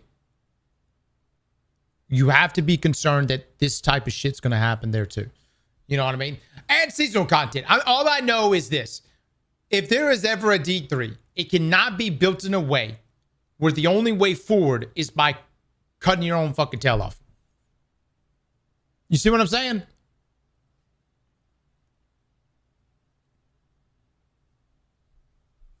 Bro, we're not getting a D3? Oh, I think we're getting a D3. Sunset that you can't access as a player anymore. So a lot of like the shared stories and shared experiences that are mentioned here in Destiny are already just fucking relics of the past. They're already extinct. You can only see them in YouTube videos or when you close your eyes and have a wet dream, which is just something I've always felt is sad when it comes to Destiny 2, because there's a lot of content that you played and maybe really liked that they eventually just poof out. But the biggest, saddest part of all of it is just, again, how much potential was left on the table with Destiny 2. Like, it did have a good run. Like, it had a very strong run. It's not like this was like some underrated hidden gem no one knew about. Destiny 2 had a really strong, very loyal, very dedicated player base. But I feel like along the way, they kept stumbling. And they kept going in directions that the community didn't want. And then they have to reel it back to try and win them over again. So it always became this like tug of war, this push and pull, where, you know, you take 2 steps forward, 3 steps back, and then you take 2 steps forward, and then 3 steps back again. But there was always that hope that they would finally start to learn these lessons and be able to deliver on what Destiny 2 could offer, because there was always glimpses of it. There was some incredible content, amazing raids, amazing ideas, but then it would always be bogged down by the next thing they do that goes in the wrong direction. Like, there was just so much there, and it is sad to see that it won't be realized now with its final content update rolling out soon. But they are saying that they're currently working on their next projects, and maybe that's Destiny 3. I think that'd be extremely hype if it was, taking everything they've learned from Destiny and Destiny 2 and just blowing our ass out with Destiny 3. And that's not delusional hopium from hitting the crack pipe or anything. Like, to me, that feels realistic and feels like something that's kind of a no-brainer. Destiny is a juggernaut of a franchise. This had more staying power than 99% of games. They've made unfathomable amounts of money through Destiny, no doubt in my mind. But just through so much mismanagement over the years and being aimless numerous times, especially after the final shape apparently, which again, I'd already checked out after Lightfall because that was just so much of a blunder. But the point is, it wasn't because of lack of interest in Destiny, it was just they were making bad decisions with it and really kind of backed themselves into a corner with the final shape apparently. So I think Destiny 3 could very much be on the menu for something they serve up next. I feel like it should be. Because again, there is still so much potential there that they never fully tapped into. And keep in mind, guys, Sony themselves have recognized this. They recognize that Bungie trying to do all these incubation projects just doesn't work, which is exactly why they've consolidated them into making Marathon and managing it and Destiny. Okay, which really didn't start, that didn't really begin to happen until late last year. Obviously, those were the 2 big projects, but they try incubating all these fucking, I don't know what gummy bears is. Look, maybe Matter, gummy bears, maybe those other games. I think there was one other incubation project, Payback, of course, but we assumed that Payback was supposed to be the potential sequel for Destiny, or a spinoff of some sort. But like the fact that Sony's gone in there and removed Gummy Bears, remove the developers that were working on Gummy Bears and put them under Team LFG at Sony, in some ways is, in my opinion, kind of a good sign. You know what I mean? In terms of like, hey, you need to be solely focused on these two IPs. Now, the question is, what happens from this point on? I don't know. Like, I don't see them going in there removing Destiny from Bungie. I think those two things are just too interwoven. Marathon, the same thing. I don't see them removing Marathon. And realized and really delivered upon. Again, there were only ever those like moments of them like starting to find their flow state, but they never stuck with it and stayed there. Like, there is nothing that is even like Destiny. There's not an alternative. Like, the Guardians here aren't going to go flock to another game now that's just like a Destiny replacement, because there isn't one. You can't find a Destiny 2 game that isn't just Destiny 2. It doesn't really exist. So to me, it makes sense to do a Destiny 3 because there is still very clearly a ton of players and a ton of demand for it. And you would now have a clean slate to do it right, with every lesson that has been learned over this decade and some change, however long it's been now, 12 years. You could really nail it this time. Well, hopefully, I don't know. That might be hopium speaking there. But actually making a Destiny 3, to me, just feels like the natural next step for Bungie. The most dangerous thing right now, if a D3 is actually being made, the most dangerous thing, or actually not the execution, it's the bad ideas becoming or finding its way into a Destiny 3. When I say bad ideas, you got to understand there was someone somewhere that said, hey, double primary is a good idea. And then someone said, hey, static rolls, no randomly rolled weapons, is a good idea. Someone somewhere said that, and then a team under them or a team above them okayed it. The team under them delivered on it, and then they built the whole game around those systems. All right, we're going to launch Destiny 2 vanilla. We're going to give them static rolls. We're going to give them only one trait on their guns, and they can only hold 2 primaries. The most dangerous thing for Destiny right now, that's why I literally said, like, in my opinion, the best thing Bungie could do is shut the whole Destiny side down and make everyone in the studio play Destiny 1 on fresh accounts for like 2 fucking weeks. The most dangerous thing right now is bad ideas making its way and becoming foundational for a D3. Because that's how you get a repeat of a D2 vanilla. And we can't go through that again.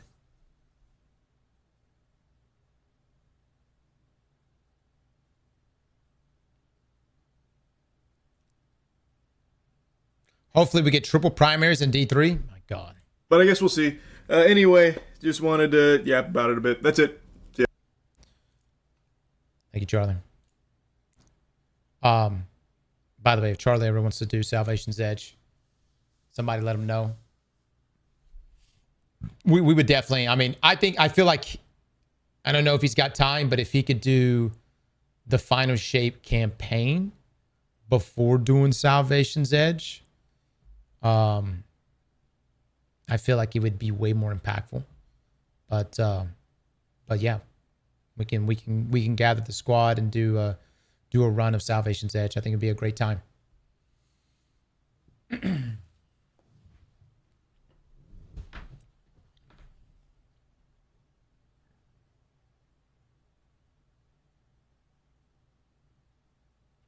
Double primary was so dumb. Yes. Honestly, I'm gonna be for the 2 dumbest decisions: double primary and static rolls. The static rolls was actually the dumbest idea. Like, look, the double primary system. It's like, all right, I kind of get some of the, you could hold a scout rifle and a hand cannon. You know what I'm coming from? All right. But introducing a looter shooter with no RNG rolls, no random rolls, just static rolls and one fucking trait on a gun? Good God almighty. Who the fuck gets excited about getting a scout rifle with just quick draw? Just like, wow, this is great. My quick draw scout rifle.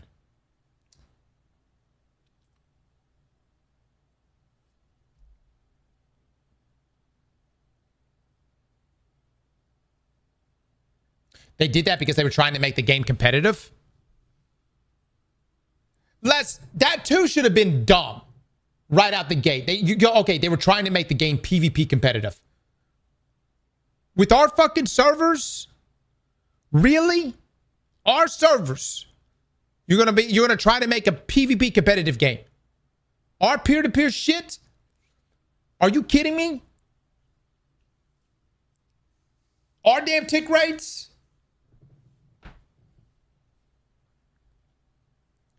Look, that was many years ago. And I will say, some of those individuals that had those big ideas, they're not making any more of those decisions anymore. Okay. But for a D3, the most dangerous period right now is actually during this incubation time frame, whatever that may be. If a D3 is actually being made, this incubation time frame is so fucking dangerous.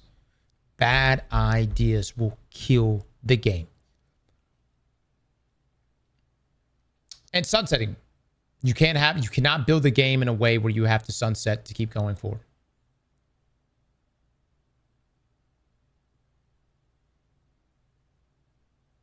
Just go work at Bungie Cross. Luke, go work at Bungie so I can just tell you shit. I was reworking my resume right now to make sure I could get in. Oh, perfect.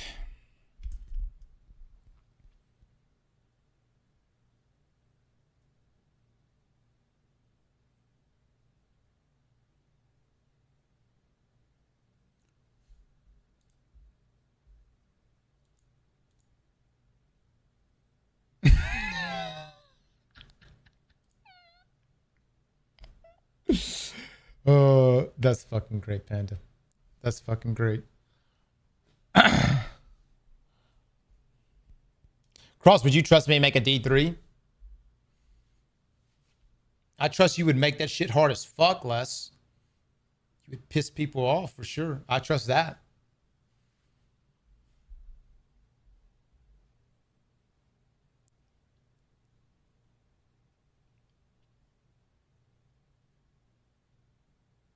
Cross, you ever watched Attack on Titan? Oh, yeah.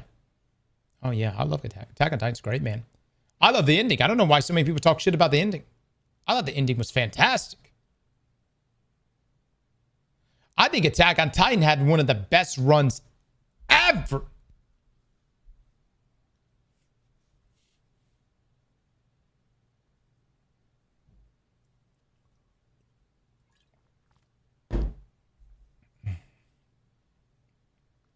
It was meh for me, really.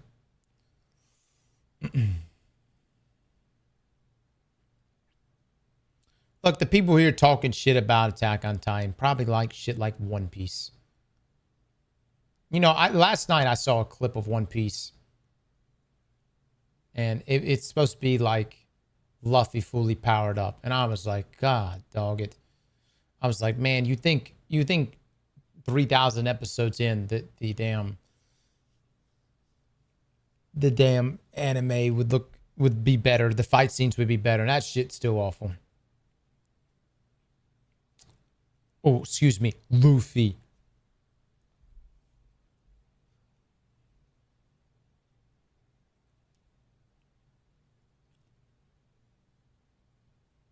I think I would enjoy the manga more than Luffy. Or more than the anime version of Luffy. But that's because I can use my imagination.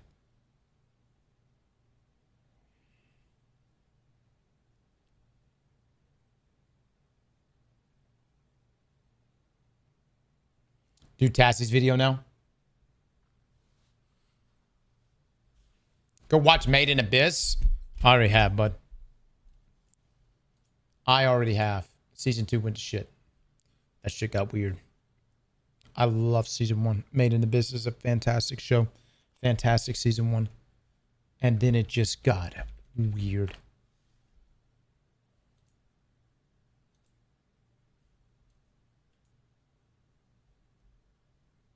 Lord of Mysteries is good. Yep.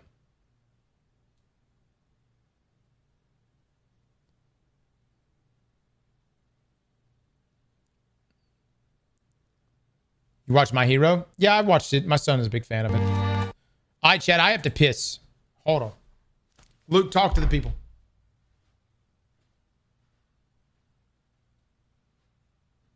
What's up, guys? Can all sit here and stare and admire Paul's intro together. I actually really like this intro.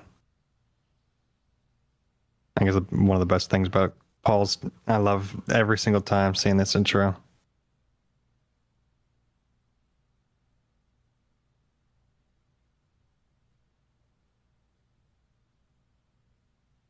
Hold on a second. JJK is top 5 anime, but y'all ain't ready for that talk. Chief Bills, I don't know what type of alt conspiracy you think you're peddling. Since when is JJK not been like hyped up the wazoo?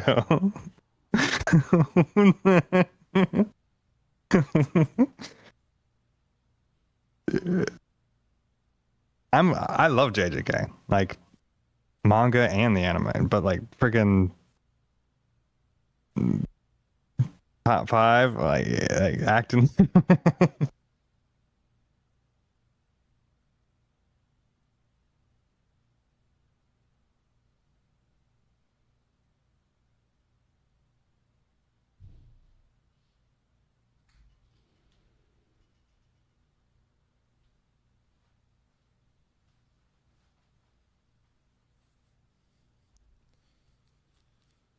Just guys, it's not that good. What the fuck is wrong with you? Yes, it is.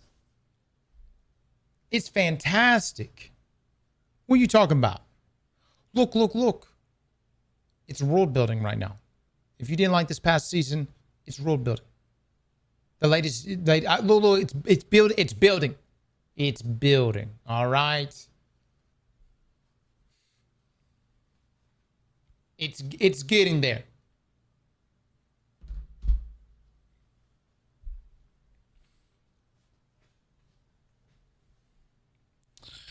Oh my God. Y'all don't get me talking about anime right now. Okay. Y'all don't get me talking on anime right now.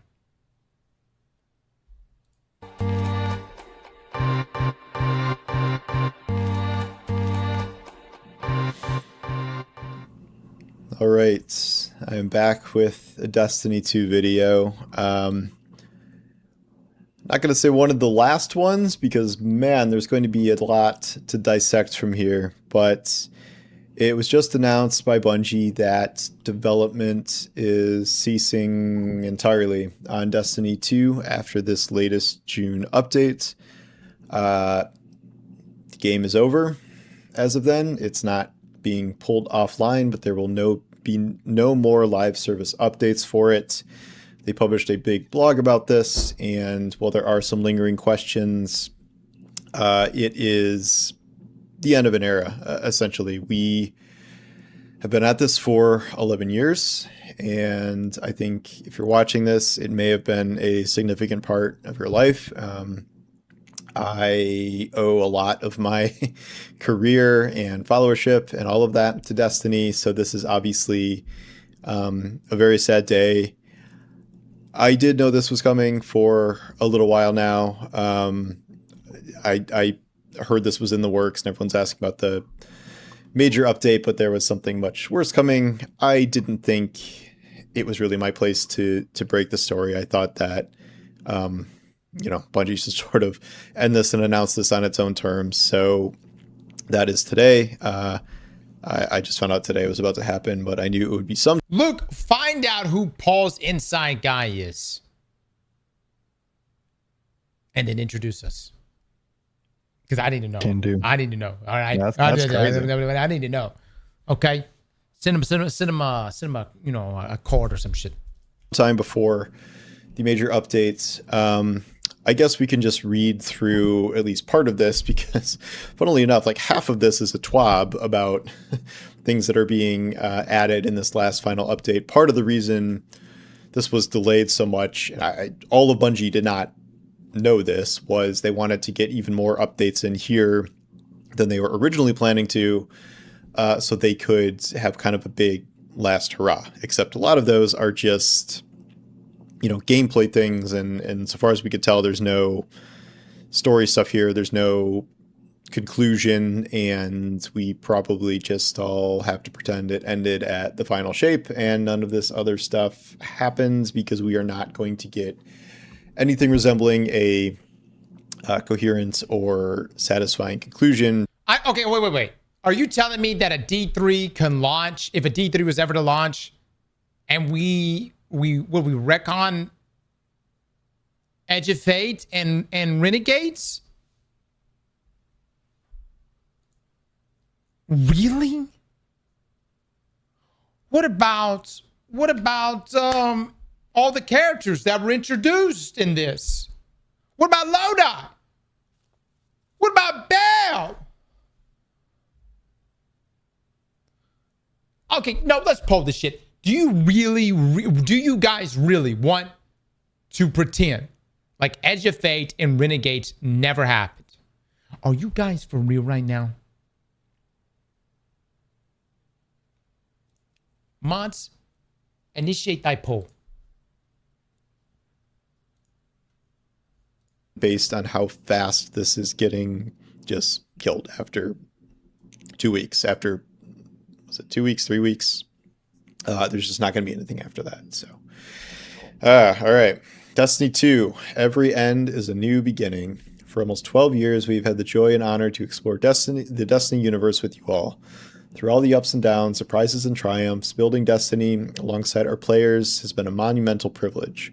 While our love for Destiny 2 has not changed, it has become clear that after the final shape, we have reached the time for our shared worlds and Destiny to live beyond Destiny 2. I'll get into that in a minute. As our focus turns toward a new beginning for Bungie, we will work on incubating our next games. To that end, on June 9th, we will release the final live service content update for Destiny 2 to begin the new journey as a studio. Though active development may be concluding, we will ensure Destiny 2 remains playable. Thanks. Just as the original Destiny is today. Many changes in this update will aim to ensure Destiny 2 is a welcoming place for players to return to. We're proud of Destiny 2, the places it took us, and the legacy it has created. Because of you all, our universe is vast, built on years of shared stories, adventures, and victories. From the Cosmodrome to the Pale Heart to the Lawless Frontier, we have forged lifelong memories and friendships with you all. We are incredibly grateful to everyone who made that journey with us. From the deepest parts of our hearts, thank you, and we'll see you in the stars. So I will get to the rest of this in a minute, but this also ends with something. Once we have more news on Destiny to share, you'll be the first to know. So there are some taking away from this that all of this points to the fact that Destiny 3 is in development. I'm not going to say that's impossible. Like, it certainly is not, I think, completely off the table, but if they were planning for something like this, this certainly would have been a good time to announce it. I know there's a big Sony State of Play coming up. From everything I know, there is not going to be some surprise, crazy announcement that Destiny 3 is coming there. There are a lot of things to consider with the idea that a Destiny 3 could even exist.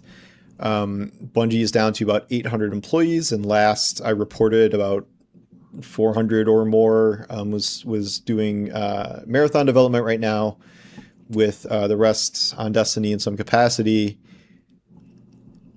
This is not good for the future of Bungie. I don't know this for sure, but the final shape was awesome and a big hit and did big numbers. And then there were a lot of layoffs. So if development is ceasing on Destiny 2 entirely, even with new projects being incubated, I am concerned about more potential layoffs here. They're not going to shift everyone over to Marathon. Some people probably, certainly, and they are starting to incubate new games, but it depends on what the game is. It depends on the timeline. And dude, this is like the worst fucking timeline. This actually ends up being the thing. If Sony literally goes, everyone on the Destiny team gets laid off, a few get transferred to Marathon, and then we'll have a handful that stays working on another incubation project that's unrelated to Destiny. That is awful. And mods, ban Joe Schmo. Well, I hope everyone will be okay. I don't know if that's necessarily going to be in the cards, given that they are shutting down their biggest flagship title. If there is a Destiny 3, it is going to have to be developed by far more people than Bungie currently has access to. In its incubation stages, yes, maybe it could be lower, but this would require a huge, major investment from Sony into Bungie to make a Destiny 3 at the scale it needs to be. This can't be Overwatch 2. This has to be like a full-on new game, and it's very unclear right now, given that this just happened, if that is something that's going to be able to be developed in the future, or if it's something Sony even has an interest in. But I think it is a little premature to start, coping that all of this means Destiny 3 is definitely coming, and they're just keeping it secret for now. If you want to have hope, that's fine. I just don't. I wouldn't 100% bank on that, and hopefully we hear something more later, but it's going to be a very long time until we hear anything, if anything, about that potentially happening. And in the interim, I think there are a lot of questions about Bungie specifically. I will get into more of that a little later. We can talk about what for me, it's this. If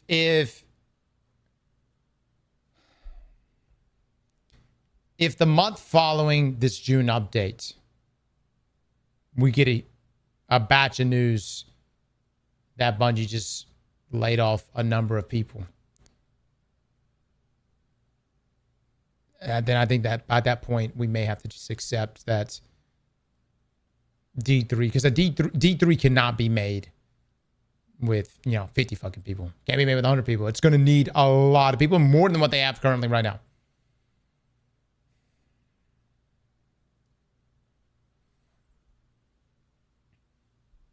Cross, this will be Titanfall 3 for you.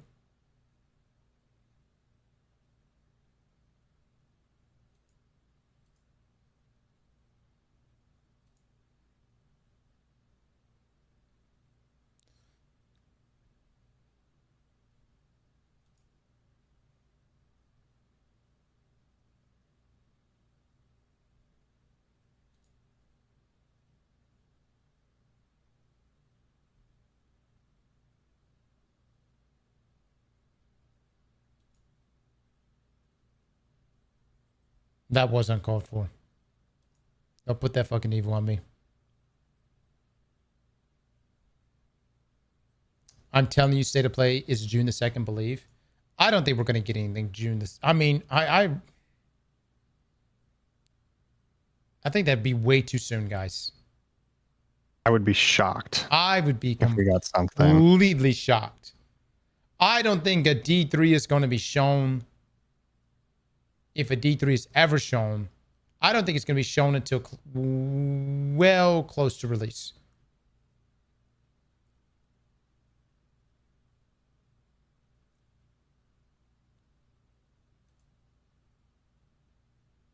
What is actually coming here, where there are some last final hurrah things that they're putting in here.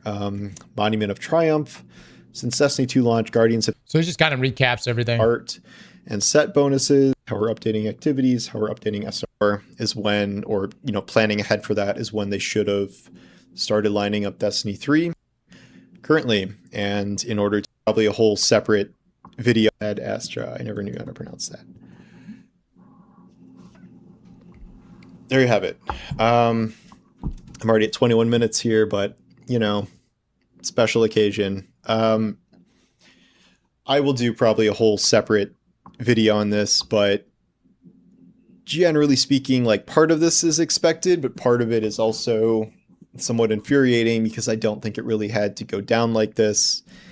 We don't know exactly what's to come, but what we do know is that Marathon is going to be Bungie's sole game going forward.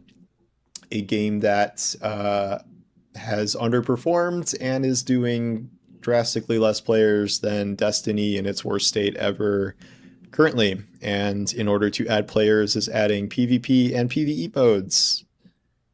Interesting. I think there's a lot more to say about that. It's not just, quote unquote Marathon's fault. I think the long-term planning of all of this was very poor.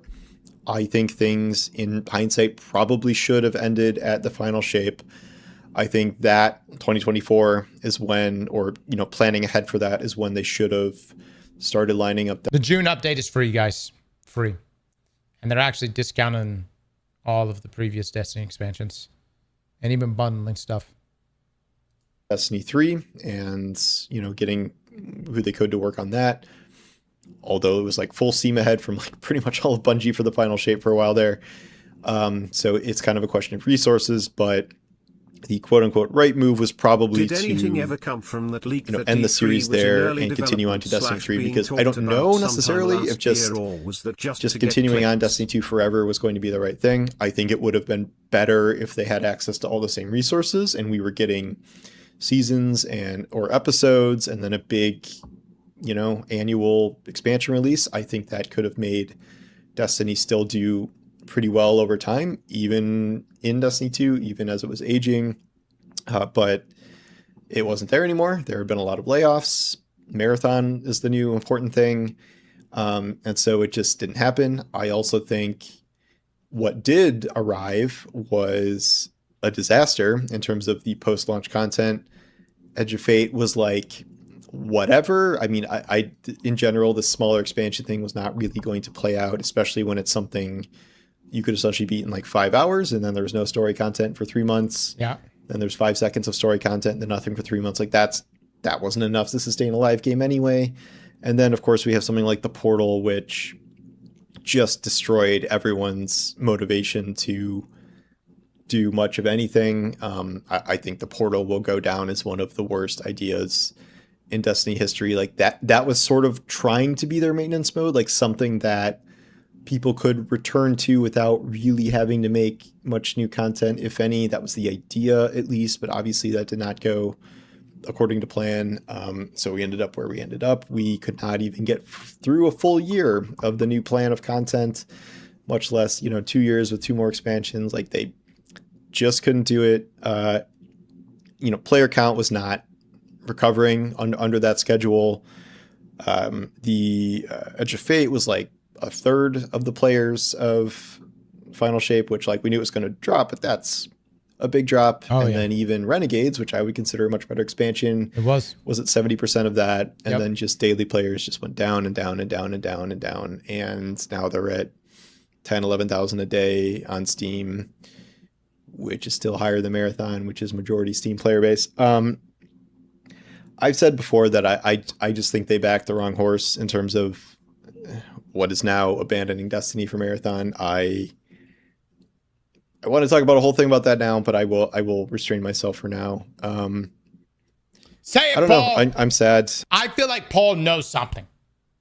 I feel like Paul knows something, guys. Paul, it's okay to say it. I won't tell anyone you told us, and neither will any of you. Say it. By the way, Finris, thank you so much for the big donut, my man. Eyes up, Guardian. Good afternoon, Cross. Much love to you, brother.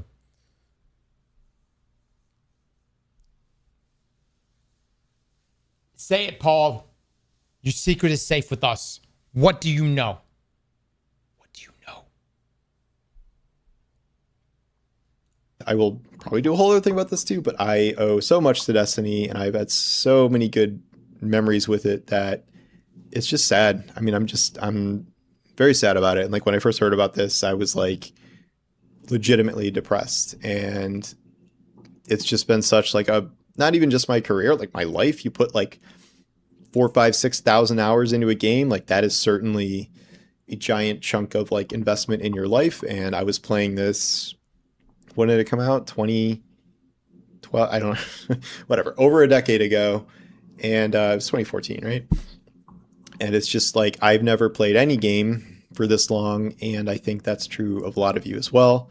So I think there is going to be a period of mourning here. I think it's going to be like the 5 stages of grief, where, what's the first one? I think we're already in bargaining, which is people talking about how Destiny 3 is definitely coming. And then, you know, depression and anger, and then acceptance at some point. I mean, I feel like some people were at acceptance already because they kind of knew this was coming. But I think that's what a lot of the community is going to go through, including myself. I am just really disappointed about all of this. And it's not even just that it's ending. It's like, I feel like this could have gone a different way. I feel like this did not have to play out the way it did. And then I am disconcerted about what's about to happen to Bungie itself, like as a company. And I didn't even mention the whole like old leadership, sure, oversold Bungie to Sony and then bailed. So that was a very not great development for the company. All this said, even with recent write-downs, Sony still allegedly says Bungie is a $2.9 billion asset for them. So Bungie itself is going to continue to exist in some capacity. They are incubating new games. I don't know if one of those is Destiny 3 necessarily, but they carved off some people to go make gummy bears. Marathon is going to get at least a year of Bungie plugging away at it, and then who knows what else is in development. I don't know, but I don't think Sony's just like dissolving Bungie, but that doesn't really help us Destiny players who wanted new Destiny content to play. And now there is going to be essentially nothing after this last June update. So I don't know. I'm very sad. We'll see what future communications are from here. I'm going to do a little bit more digging to see if I can get some more details out of this. But yeah, I think this may have caught a lot of people off guard who were just hoping for the good news that the update wasn't delayed, but we are way past that. So anyway, thank you for watching, and I will talk to you soon. Thank you, Paul. Paul, you could tell us. You could tell us what you might know. I guess I feel like I still have to believe that a D3 is being made. But after watching this video, I'm not gonna lie. Like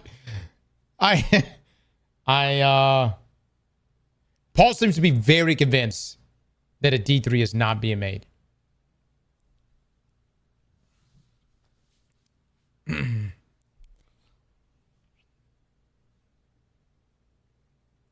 He seems to be very, very convinced. So am I in stage 1 right now? Denial? Like is that where I am then?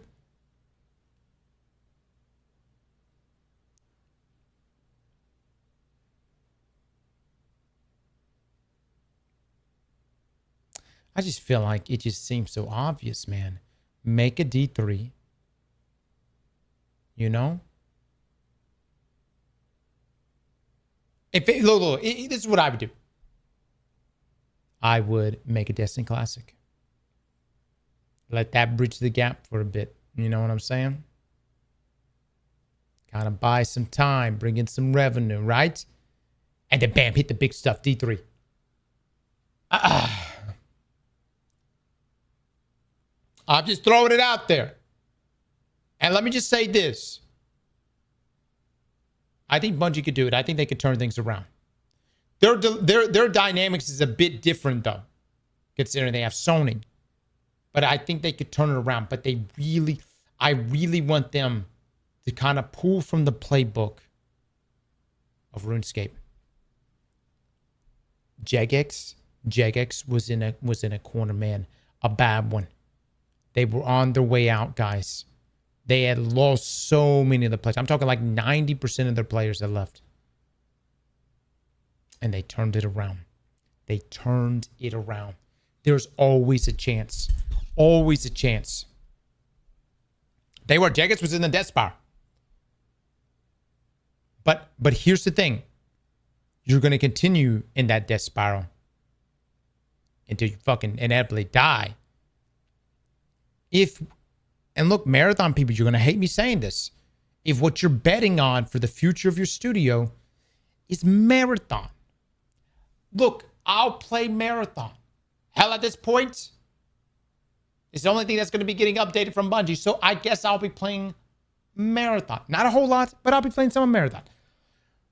But you're telling me you want to bet the future of Bungie on Marathon and not Destiny? Are you kidding me? Are we really that delusional? Are you fucking with me right now?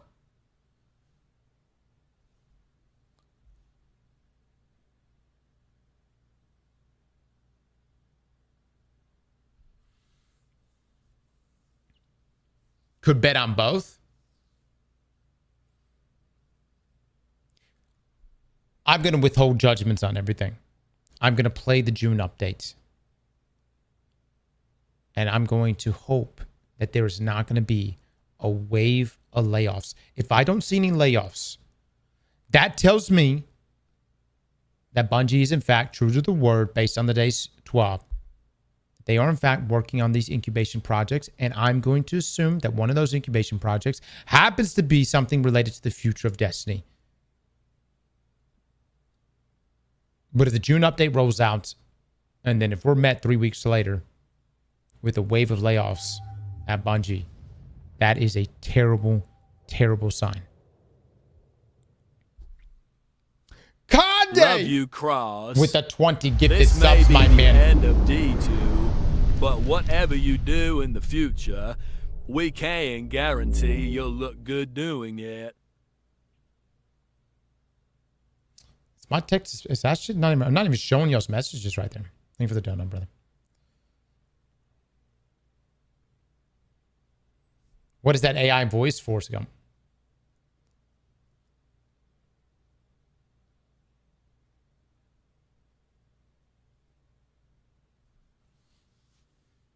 Not their layoffs. It usually happens the fourth quarter before the holidays. No. Bungie is definitely done. Actually, I want to say they've done majority of their layoffs during the summer, or was it the the Finer Shade layoffs happened during the summer.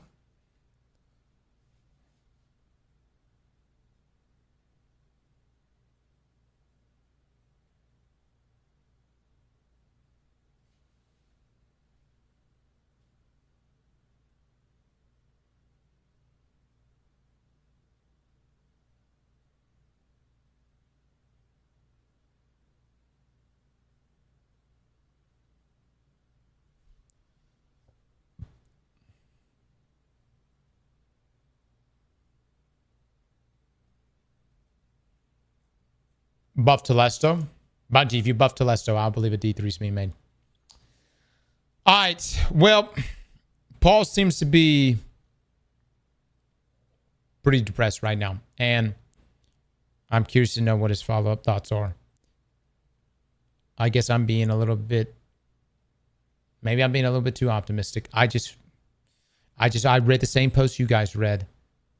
I feel like there's a future for Destiny.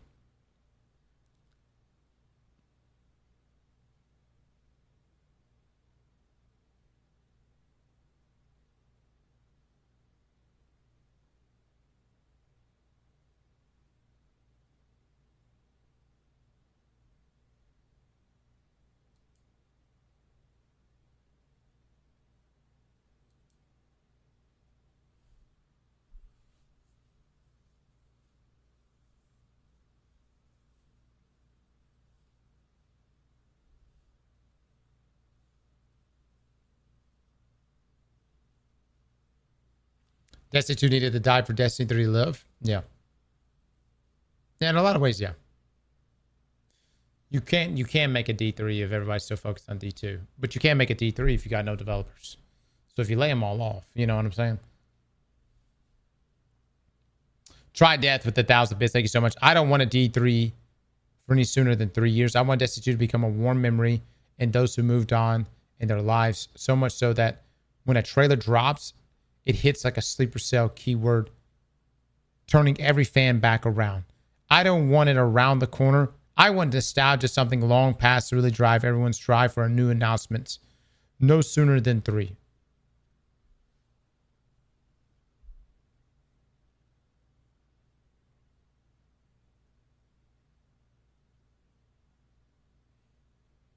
So essentially what he's saying is, yeah, he wants, in order for it to be impactful, we need more time in between to really catch weight. Maybe.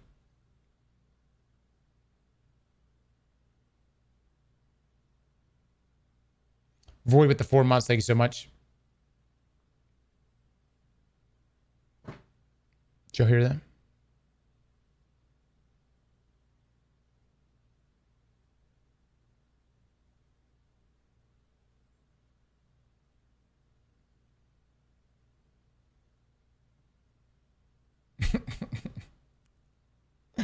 Damn, nobody heard that? All right. Is that the sound of Destiny being murdered? Oh.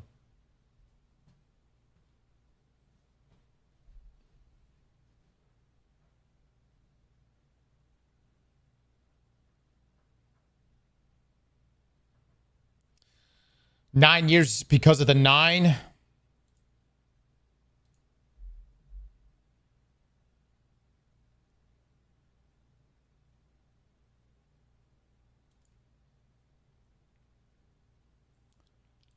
Whip. I'm going to be honest, guys. I had a lot of stuff lined up for us today to do and watch and fuck around with, but this one is, this was just a lot to digest. And, you know, I honestly, you know,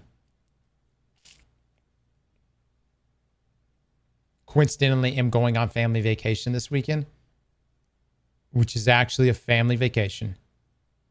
So unfortunately, I'm not going to be able to offer therapy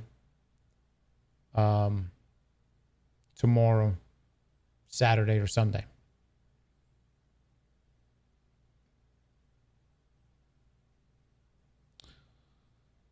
I promise you, I am not playing no fucking D3.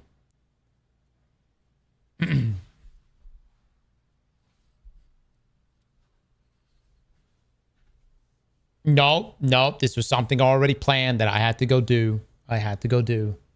You know what I'm saying? So, I wish I was going to go play a fucking D3. I fucking wish. You damn right. Let me just say this. Out of all like the content creators and other people in this space, I'm normally the last person to know things. Like for instance, like Paul said he already knew about all this shit. I'm normally the last person to know anything. So I'm really like, I really wish, I know the other folks probably can't talk about it much. I wish I knew what they knew.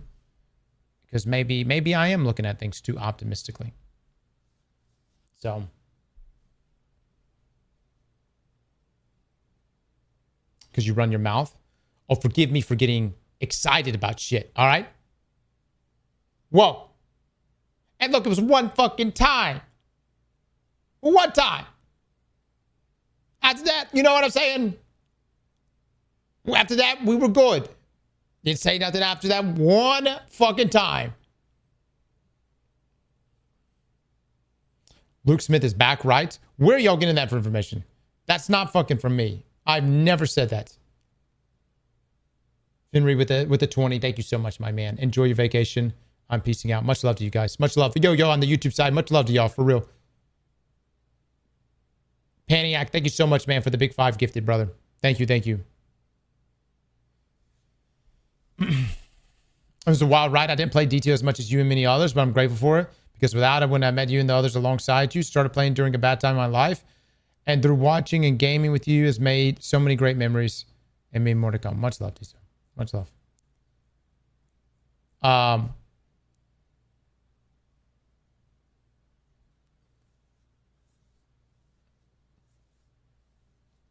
Yeah, I actually appreciate all the people like really like, especially like some of y'all coming out like really concerned about, you know, the, I guess the economics of it all. You know where I'm coming from. I've kind of, if you thought that I was, you know, if you thought that I thought I would be playing Destiny, you know, for the next 10 years or so, I never thought that. I've been preparing for this for a long time. And so, anyways, I put all my money in Doge. And so I am completely prepared for the future on this. I appreciate y'all and y'all's concerns, but we'll be just fine. Okay. Diablo with the Prime. Thank you so much. Shadow with the Prime. Thank you. Yeah, we're good, man. We're good. Diamond hands, baby. Don't do that, by the way. Don't do that. I'm fucking with y'all. Don't fucking do that. No, we got some great games out there, man. Some wonderful games that we will jump into. We'll mess around with. We'll play. We'll have a great time playing them. I'm looking forward to PoE. I'm also going to be jumping into, we'll be jumping into Warframe and Soulframe. And I've had such a good time playing Division here lately. So there, you know, it sucks. I know it. Especially sucks for my people that are so intertwined with Destiny and play nothing but Destiny. And I know there's going to be people that are going to come out and be like, see, that's why you should be variety. Fuck off, dude. There are people that play this game just simply out of the love of the game. Okay. And so, you know, we've already been kind of getting in that variety space, but I would say for the people that that play nothing but Destiny all the time, they play Destiny because they absolutely fucking love it. You know what I'm saying? And the last thing they need to be hearing about is like how they should have gone variety or some shit. Like that's the say all end all, you know? Anyways, I feel for everyone in the space. And, you know, I will say the good thing is that for folks out there that are going variety, really, it's a great time. It's great games out there. Maybe not in the looter shooter space, but there's some great games out there. And I feel like they keep popping up all over the place. You know.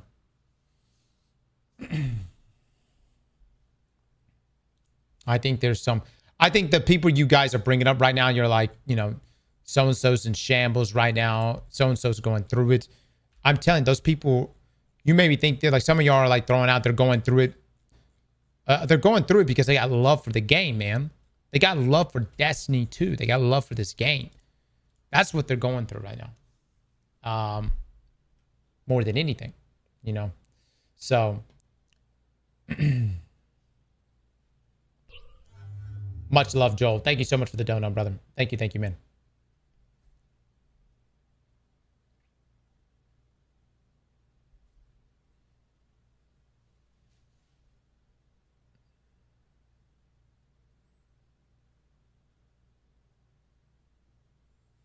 Yeah, I am too. I'm going to play the shit out of this June update. We're going to play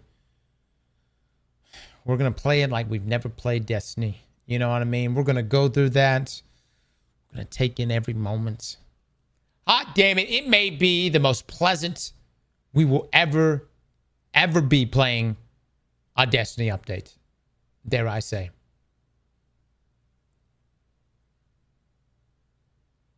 Yeah, I do want to restart a new character now.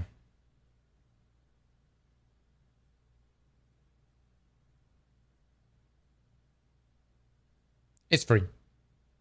Yeah, it's free. No expectations, just fun. It's going to be a good time. Yeah, really. I think it is. I think it's going to be a really good time. And we get SRL back, man. You know what I'm saying? And we get SRL back.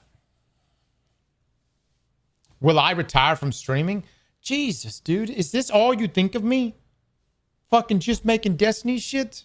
Really? You think I'm going to retire? I'm only like 34. This is not exactly a demanding job. Do this shit till I'm 90. I'm going to be reviewing wheelchairs at 85.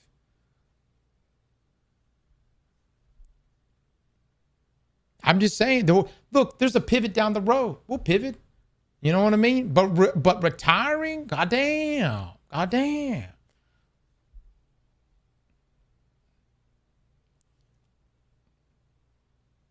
Well, you are kind of old. Only 34? Motherfucker. Let me tell you something. Youngin'. 30s. You think life up here in this age bracket is old. Everything works better. You hear me? Everything. I've never been stronger than I am right fucking now. You hear me? That's it. That's with a couple injuries too. Yes, you do get injured more often. Yes, stretching needs to be a part of your life. But I've never been stronger than what I am right now. At 30. Oh, no. This is for real. When you get about 30, 31, 32, listen to me, fellas. You get strong. I don't know where the strength comes from. You're just like, God damn. Things that, you know, the weights you used to struggle with years ago, you start throwing that shit up. Listen to me. Old man strength? Maybe. Maybe. Now, look, there's a fall-off point. There is a fall-off point. I don't know what point that is. I don't know what age that is.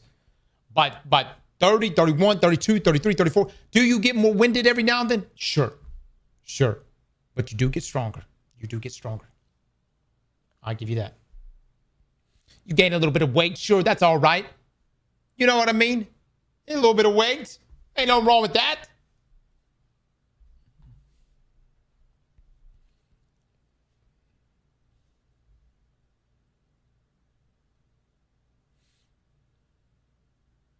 "100% Destiny 3 is coming."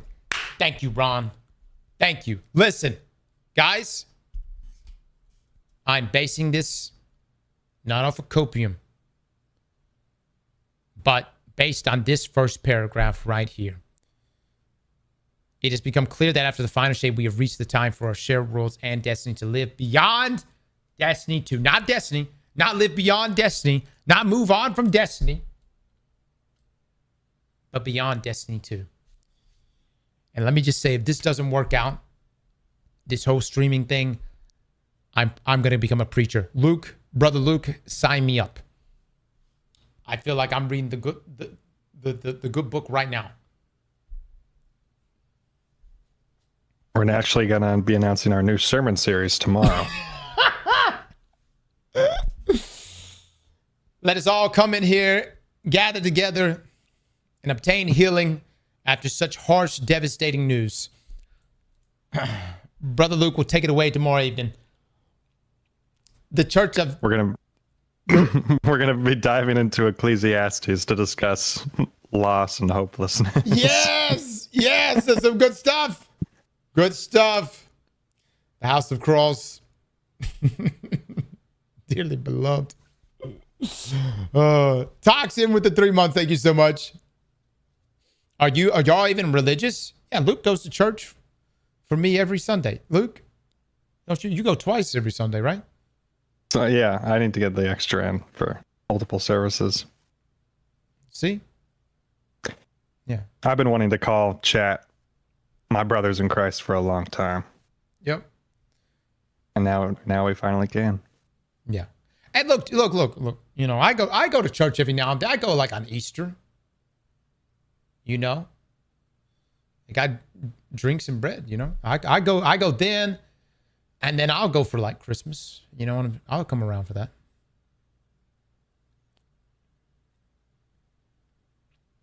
Lying out the ass. What are you talking about? Man, I have you know I come from North Louisiana. We in the Bible Belt down there, man. What are you talking about? You had to. You had to go to church. You know how many times I fell asleep in church? But I was there. Yeah. Listening to the Lord. Big Baptist energy.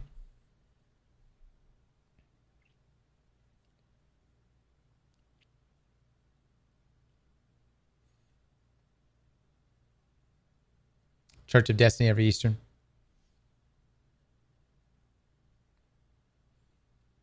It makes no sense for Sony to leave a lane wide open for live services such as what? Warfare and similar games, so they have their fan bases. Come on, Warframe?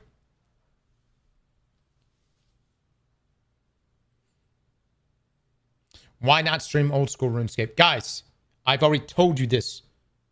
You would not tell an ex-heroin addict to try heroin one more time. I've already told y'all this. Look. There's no coming back from me. I can't. Stop trying to tempt me right now. I'm not doing it. Corbin with the Prime. Thank you so much. Niles with the 19 months. Thank you. Thank you. No, you ain't about to bait me into this shit. No. All right, guys. Listen, that's it from us. I am going to be gone this weekend, though. We'll have some videos lined up. We'll talk about things more come Monday. Maybe we get more details on this, but probably not a whole lot more. As the week unfolds next week, we'll be getting more and more information on the upcoming batch of content that's coming in this June update, as Bungie has disclosed. Eternal, thank you so much for the 5 gifted subs. I hate to leave you guys. I really do. I hate to fucking leave you guys right now. I know y'all are going through it. I fucking know y'all are going through it. But we'll be back. We'll be back Monday, okay? And hopefully we get some, we get to see some juicy stuff for June, okay? And we do have Path of Exile next week, all right? If you are coming from Destiny 2, we have June. We have a great time still having in June. We're going to hit the content there. And then after that, we could talk about where we're going to relocate, all right? We'll have that discussion. We will find a home. We will find a home. I promise you, we will find a beautiful, wonderful game out there that's going to take us in. That's going to fondle the balls just right. That's going to give us everything we've ever wanted. I promise you, it's out there. It's somewhere out there. We have to find it, and we may stumble upon it by accident. It will be that Destiny replacement for us. Destiny Rising? I don't know. Tep, who do you want me to raid, buddy? Who do you want me to raid? Tell me who. Starfield? Definitely not that.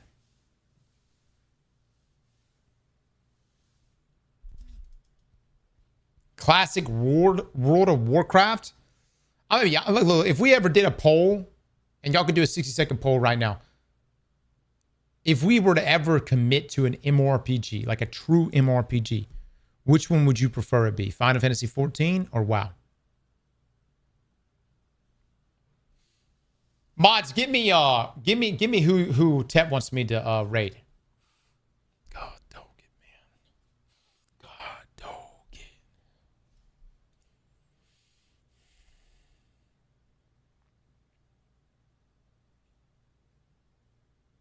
That shit smells so good.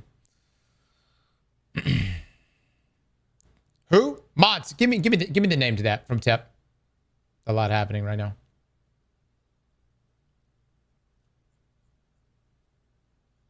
Hands down, Final Fantasy.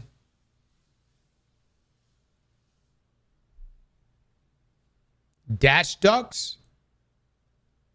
Okay. Dash Ducks it is, everybody. Dash Ducks it is. You guys have been wonderful. Luke, any final words you want to say to the folks before we cut out today? Just, it's not all doom and gloom. We still got one last ride in D2 to look forward to, and not that far away. I mean, June's real close, so it's gonna be a fun time. Let's make it a great time, guys. And at the end of it, I might Luke. How do you think we should end this last ride? Should we delete our accounts? Should we delete? Should we figure out something? You know what I mean? Final send off. Just gut everything. Just fucking da. Maybe like a final stream of hitting up like every single like different piece of content. Like one final Gambit game, one Crucible game, Strike, Raid, all of it. Yeah. No fucking way you're doing that shit. Well, why would I keep it? No. Seriously, guys. By the way, 70% here voted for Final Fantasy 14. Wow, that's incredible. Why would I keep all my stuff in my vault? What are the chances Bungie's going to come out and be like, psych, we've got another update coming to Destiny 2. You know what I'm coming from? We'll see. I don't know. We'll see how it all plays out. I do plan on us starting a new account, though. But, guys, I'm sending you all to Dash Duck. Luke, thank you so much, my man. I'm out of here, brother. All right. Chat, y'all been great. Y'all have a wonderful weekend. Don't let this get you down. Look, a lot of people in the stream right here. A lot of people in the stream saying things like, there's no hope. It's over. It's over. Look, I believe these words right here are true. I believe these words right here tell us that something is going to happen in the future for Destiny. All right? That's what I believe right now. Guys, y'all have a great rest of your weekend. I'll see you in the next one. Bye, everybody.